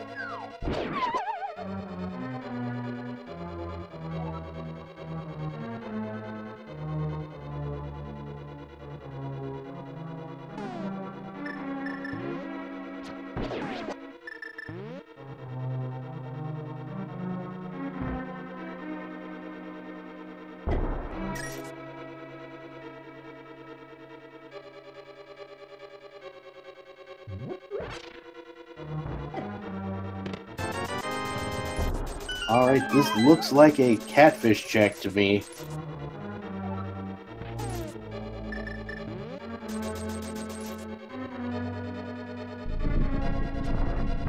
That's the only reason I can think of to stay in Dark World. And you wanna go to Ice Palace, there is a portal just south of here once you mirror out.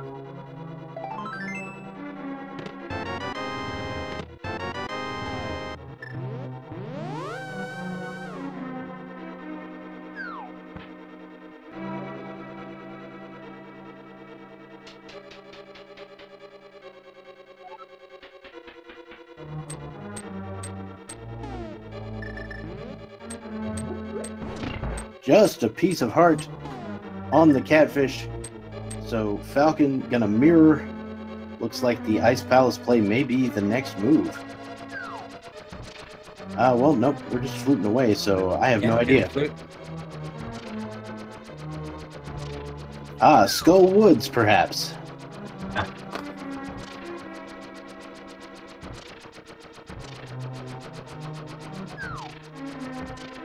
Item behind. Did leave that one item behind. There's always a potential for vanilla boots. Now Hydra is taking care of the tile room right now, so once he goes to the right-hand side, he will be done. It's an actually a little bit more efficient check of Ganon's tower.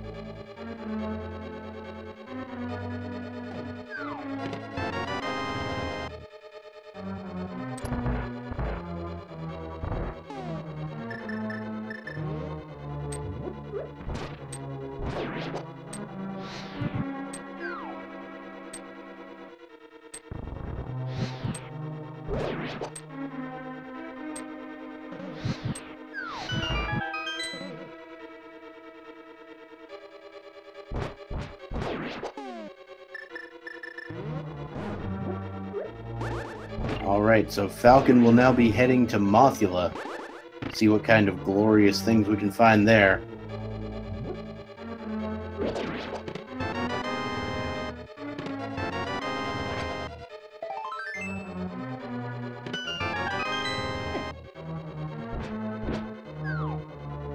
Hydra's going to go ahead and grab the small key out of this room, and then I imagine he will be beginning his world tour in search of the boots.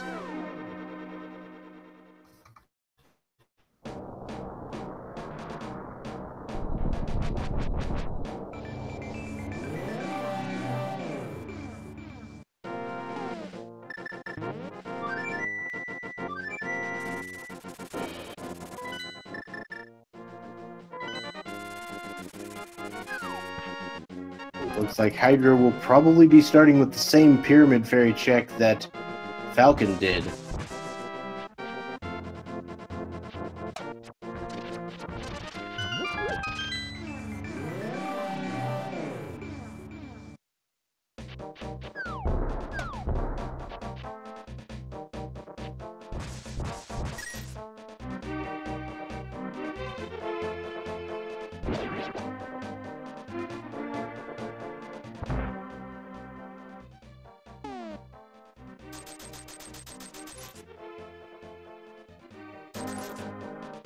And a big 20 on Mothula.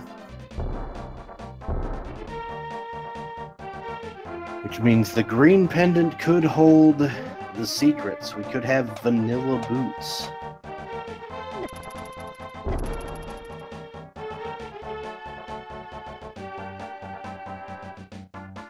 Thinking about the portal that opens in front of Hyrule Castle, which you can mirror to, so he's going to lose a little bit of time with this check.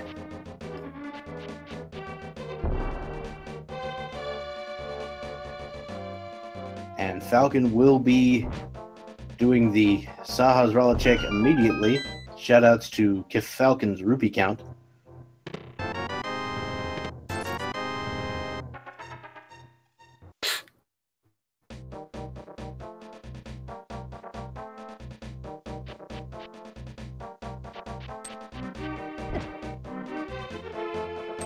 Why'd you have to ruin it? It's the Bloomerang! My goodness.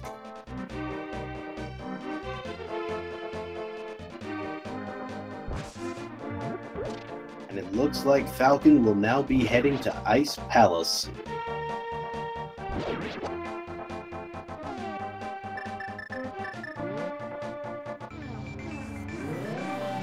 That makes sense. You know, you only have one lottery ticket left in Swamp, one lottery ticket in Mire. You get Ice itself, and then you get one more in the form of the pedestal, which is in play, I guess. Yep. For those of you who are pedestal fans, we are at, you know, elevated risk of pedestal at the moment. We are at like PedCon 2,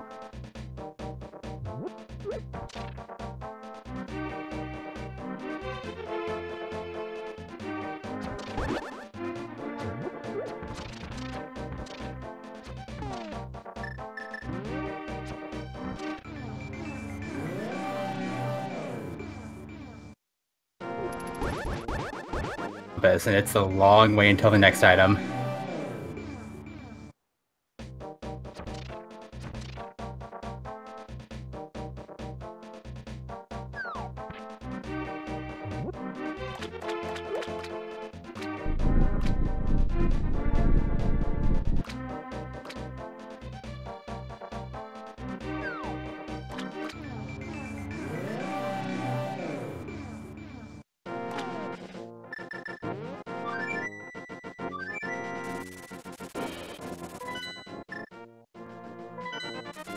Alright, so just a compass in the first chest of Ice Palace. Hydra also entering Ice Palace, so doing similar checks here. This is now a extremely close race.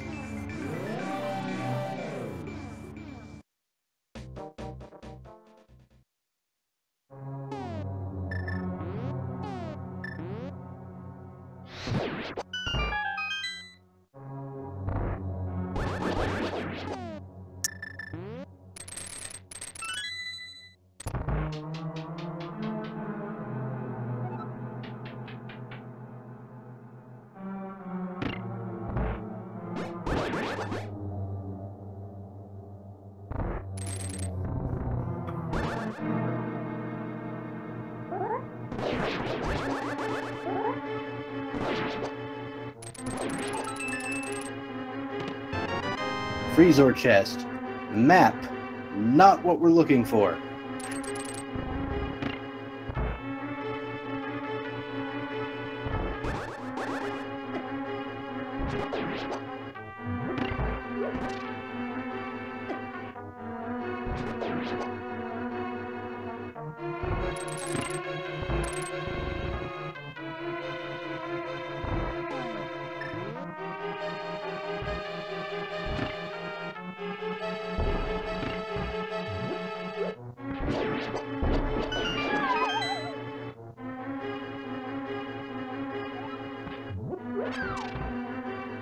Iced tea room turned out to be not much of anything.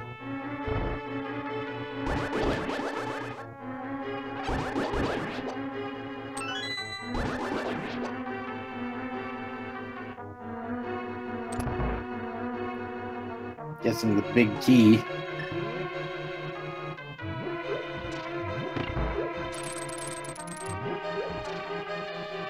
And we head for the right-hand side. So Spike room, we will probably pass through this room. Nobody's gonna go ahead and check the chest first. It's a big 20. That is the first item we've seen in Ice Palace.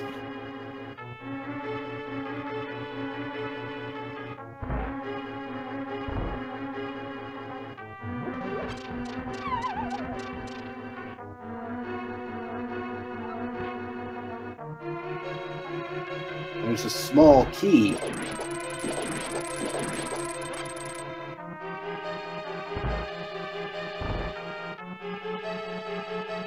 The boots! In the big key chest of Ice Palace.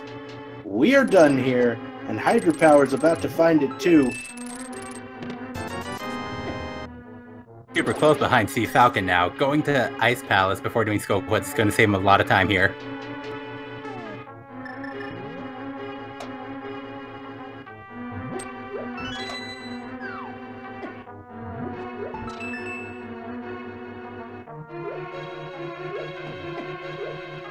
So those boots in GT gave Hydra, a glimmer of hope here. He was several minutes behind. Now he's going to be, 1.5 tops.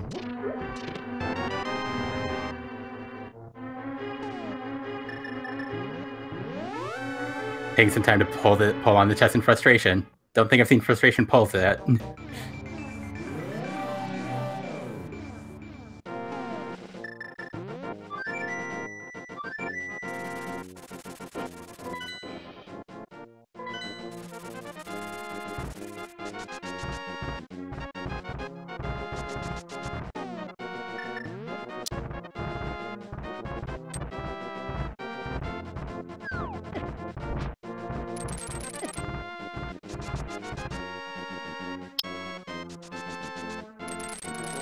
So Falcon's going to have a pretty big lead, a pretty good lead heading into Gauntlet, but it's quite that safe. If his Gauntlet's a little bit sloppy and Hydra can execute well up the Gauntlet, he could pretty quickly. Falcon did spend a little extra time going up Death Mountain because he took the safer but slower route. So if Hydropower can avoid getting dead rocked, then this will save him a little time. He's fine. He's fine.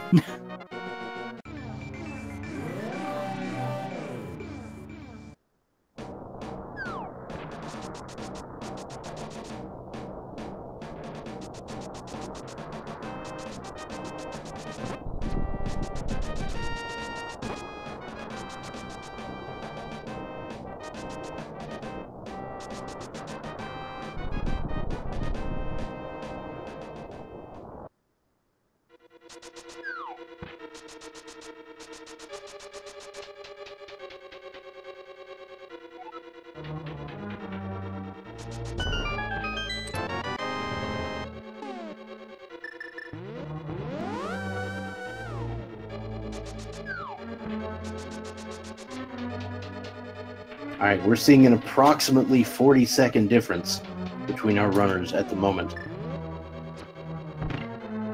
And you can make up, or there can be mistakes that'll cost you 40 seconds on the way up Ganon's Tower.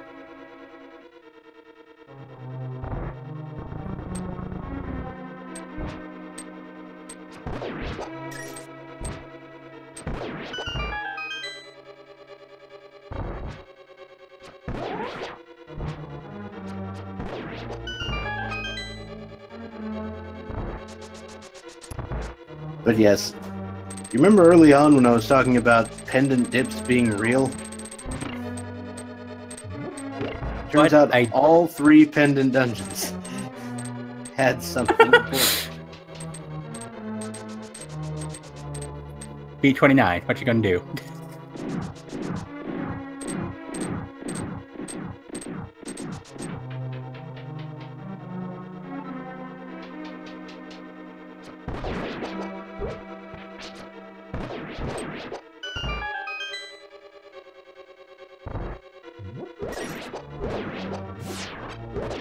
Falcon gets 2 arrows on Landmo 2, and then misses the 3rd one.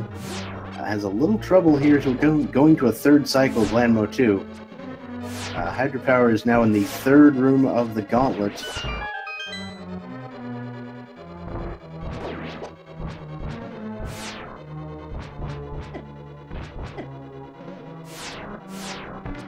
Getting a little trolled by room number 4. As Falcon makes his way through the Wizrobe rooms.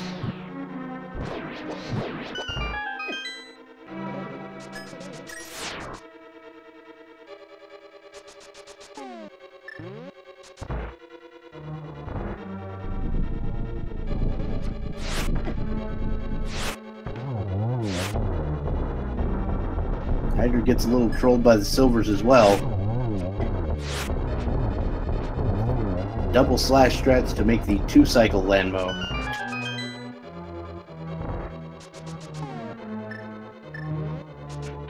As Falcon heads up to the 2nd torch room.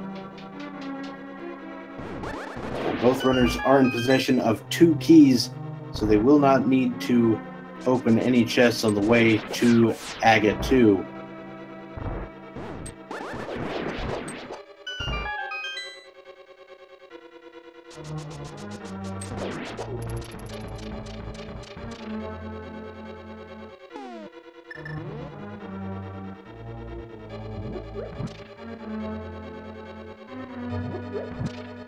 Alright, Falcon on to Trolldorm 2.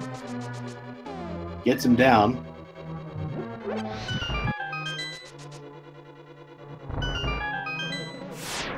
No need for any more items whatsoever.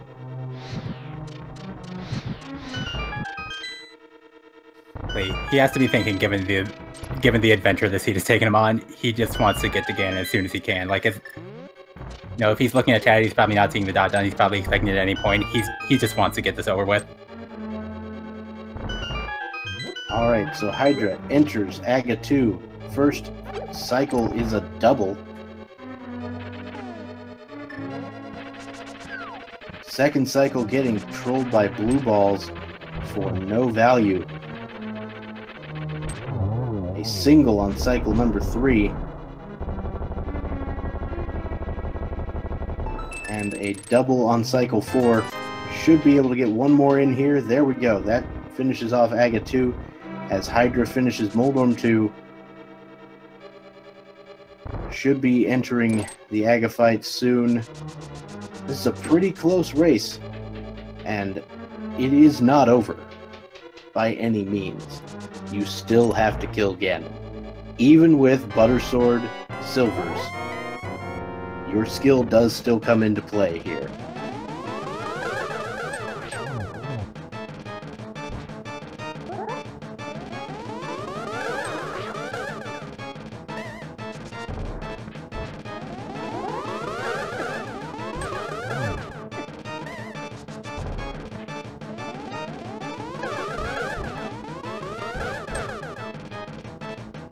Hydra having a slightly less optimal Aga 2 fight.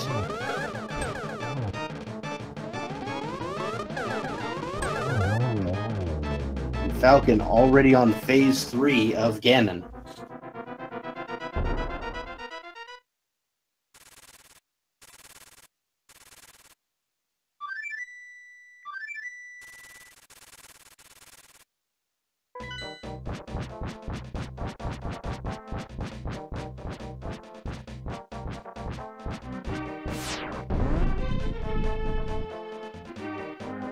Switching to the silver arrows, getting one shot in, gonna need to light a torch or two. Ooh, that was... Oh, yeah. That was frightening from where I was sitting.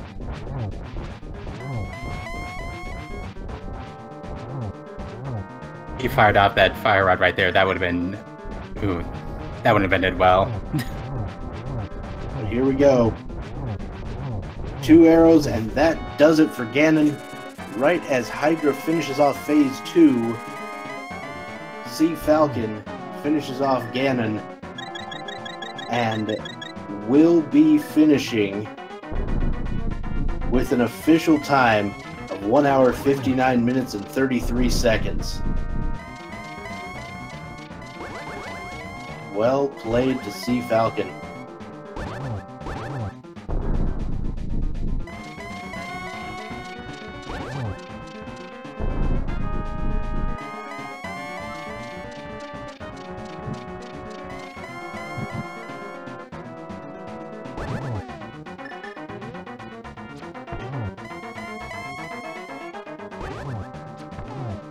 And Hydrapower just has a couple more shots left and should be finishing it off as well. So once again, a very close race here for the 4-3, or for the 5-2 guaranteed bracket slot.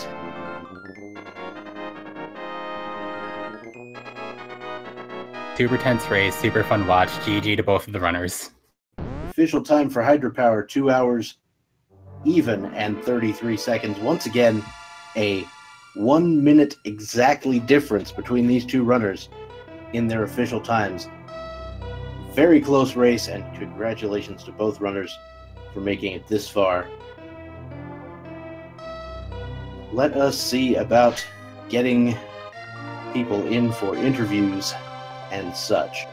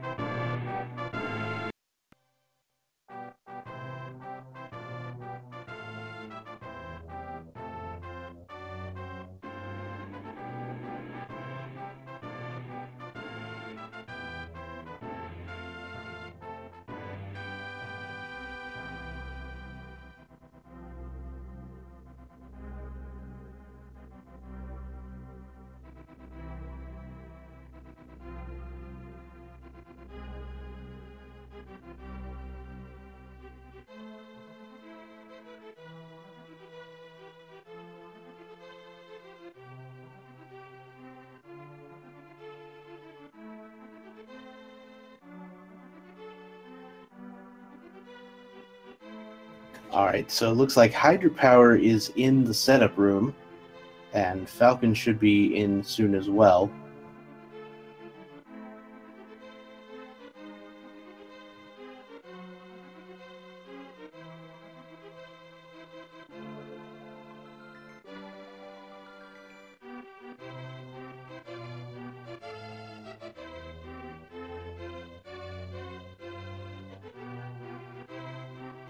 And hello to Hydropower. GG, and well played. Congratulations on finishing. And yeah, I hope everybody got their entertainment value out of that seed. I do find it fitting that a commentator named Bob would be commentating this particular seed. There are 2 commentators here named Bob, actually. Well, that couldn't have been planned any better than I think. Yeah, the Bob's 2-man commentary team, I guess, kind of planned this. And now I'm thinking of the movie Office Space, so I don't know if any Office Space jokes have been made yet, but this would be a good time for those too. So. Yeah, it's like I'm gonna go over and see the Bobs real fast, and can I be John C. McGinley? That's the important part. Can I be John C. McGinley? Okay, so Captain or Cfalcon, I assume it stands for Captain, is here and has won this race. Congratulations! So you made that swamp play. The madman had that ice rod way early, and you're like, okay, I got this. And then Torch, really? Torch, really? Yeah, you know, it's amazing how Randomizer can quickly turn like right over on you. I was on pace for my best time in the tournament, and I ended up putting up my worst time in the tournament. It's pretty funny how quickly that flipped. And yeah, I closed my eyes before I walked down the steps against her. I'm like, please don't be there. And then when I open it, I'm like, are you serious? This is the worst. Like, seriously. So, turned out all 3 pendant dungeons had something important today. The mitts in Skull Woods, the ice rod in Swamp, and of course the boots in Ice Palace. So, yeah, about that. And I'm sure that chat was really hoping for boots on pedestal because we didn't have the book either for them to know what it was really on there. So, well, it turns out it was Quake apparently. Okay. Yeah. According to the credits we just saw. Okay. Yeah, so when I made the Turtle Rock gamble for the ice rod, did Falcon already have the ice rod at that point? Yeah, he went to the swamp before going to Skull and Thieves. Yeah, okay. He did Swamp Palace directly after Pod. Which was a wow, that's brazen. Solid play, but I mean, it worked out. And the left side skip was a good play as well. Yeah, so the reason why I did that is that seeing that swamp and ice for both pendants, I was like, why did Helmasaur give me the flippers then? If I don't need these, why aren't they in Ganon's Tower? And I'm like, I have everything for swamp, maybe. And then when I saw the ice rod, those were actually slashes of happiness, not rage, I will assure you. Oh, I believe it. Because it mean that the gamble worked out, and I knew if that one didn't work out, I was going to be in trouble. Of course, mind you, the flippers had another purpose that it took me an hour and a half later to realize, but,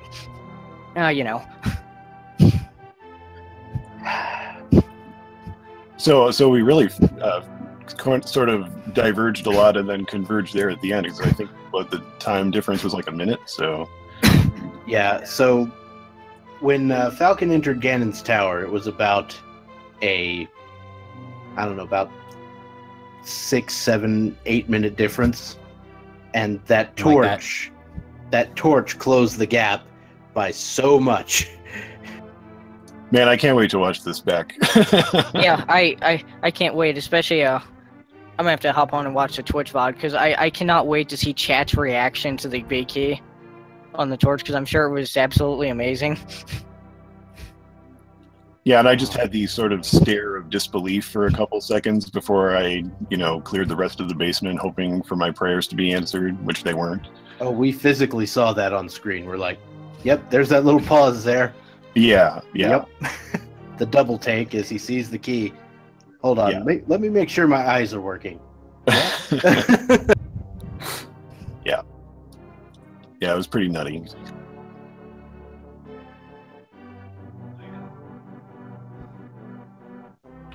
So I'd just like to congratulate Falcon on moving on to the brackets. GG, man. Congratulations to you.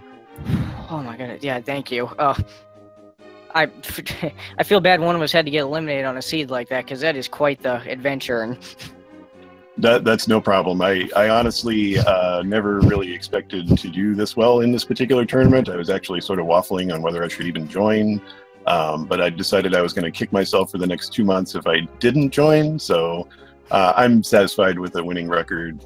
And this was a crazy seed to go out on. So definitely going to be a memorable thing for me. So congratulations again. yes, thank you. I just imagine you both as like gladiators standing there going, "Are you not entertained by this seed?" Yeah, I'm hoping chat was entertained. I don't know what else we could have done besides the boots on pedestal there, chat. So you out there in Twitch land, I hope you're entertained, please. Please be entertained. Yeah, if Boots were not in Ice Palace, I was going to immediately run to the pedestal after finishing it. So Yeah, I was weighing just, at that point, let's just go with all the memes and just, get all the pendants together. I had to go back and finish off Swamp again because I had left after the Ice Rod, and then I'd have to go back and do Skull too. But, at that point, I'm like, let's just meme it up as much as we possibly can here and, see what happens. So Falcon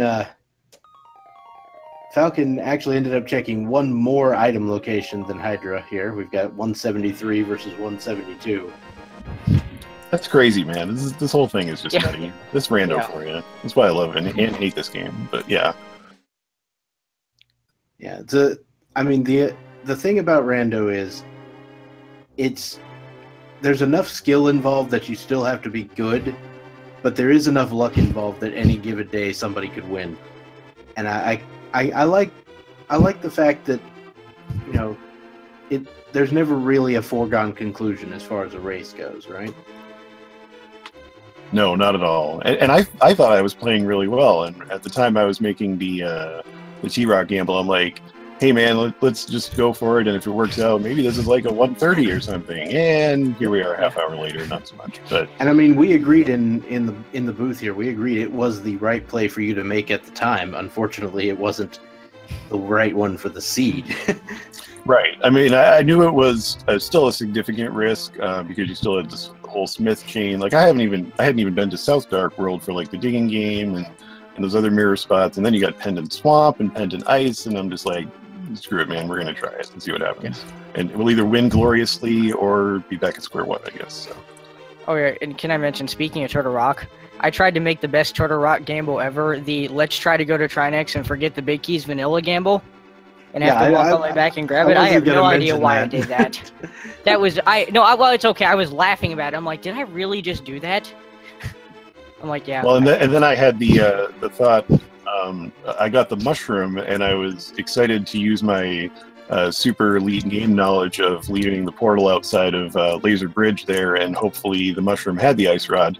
And then I realized, like, oh geez, I forgot to fake powder. Well, hopefully the powder doesn't have anything, but I don't think we even saw it. Was a mushroom on one of the last two chests on Laser Bridge I didn't open? Mimic Cave. Oh, Mimic Cave. Okay, yeah, I was in go. I thought I was in go mode by that point. Yeah, if you hadn't found the booth in Ice Palace, you might have headed back in there to look for some of that stuff. Yeah. I imagine you'd have done pedestal first, but right, yes, and then I probably would have gone back to Turtle Rock, and then Mire and Left Side Swamp would have literally been my last resort at that point, given that I had consciously gambled on it in the first place. Well, GG to both runners once again. Is there anything else you guys would like to say about this seed before we wrap things up here today? I just want to say again, congrats to Falcon, and thank you, commentators Bob and Bob. It's I'm sure entertaining for both of you guys, and entertaining for everyone involved. And again, it's been a great tournament for me. I really enjoyed it, and shout outs to everyone involved behind the scenes making it happen. It's just crazy that we have 500 people in a tournament like this, and still, able to be, it's able to be done like that. It's just crazy. So I'm looking forward to the next one and continued growth of this awesome community that we have. So thank you again. Yeah, thank you to you two for the commentary. Funny enough, my name is also actually Bob as well, so there's 3 in here right now then. And I'm not... Okay, well, let me just tell you... I'm not happy with Bob or his torch right now in the randomizer, but I'm going to have a talk with him after this. But, no, yeah, thank you guys so much for the commentary in the race. I'm sure it was a thrill to watch, and, oh God, please help me in the brackets next week. Yeah, good luck, man. Yeah, thank you. We'll see what happens. All right, so once again, I want to thank our 2 runners, hydrapower78 and Cfalcon, for showing off their talents here today. And again, congratulations to Cfalcon on advancing to the brackets. I also want to thank our tracker, who has left us now since the end. But our tracker, Merc249, for keeping track of all the glorious icons you see on the screen. And of course to my co-commentator, R.D. Walsh. Thank you very much for joining me here. Yeah, thank you. This was a super fun seat to commentate. I am glad that the 3 Bobs of Rando could converge and make this thing happen. Yeah, GG to Cfalcon on brackets, and GG on over 500, Hydra. Thank you, Bob. Yeah, thank you. All right. And so with that, I think it's about time to wrap things up. So I will just say that I have been Dr. Bobtastic.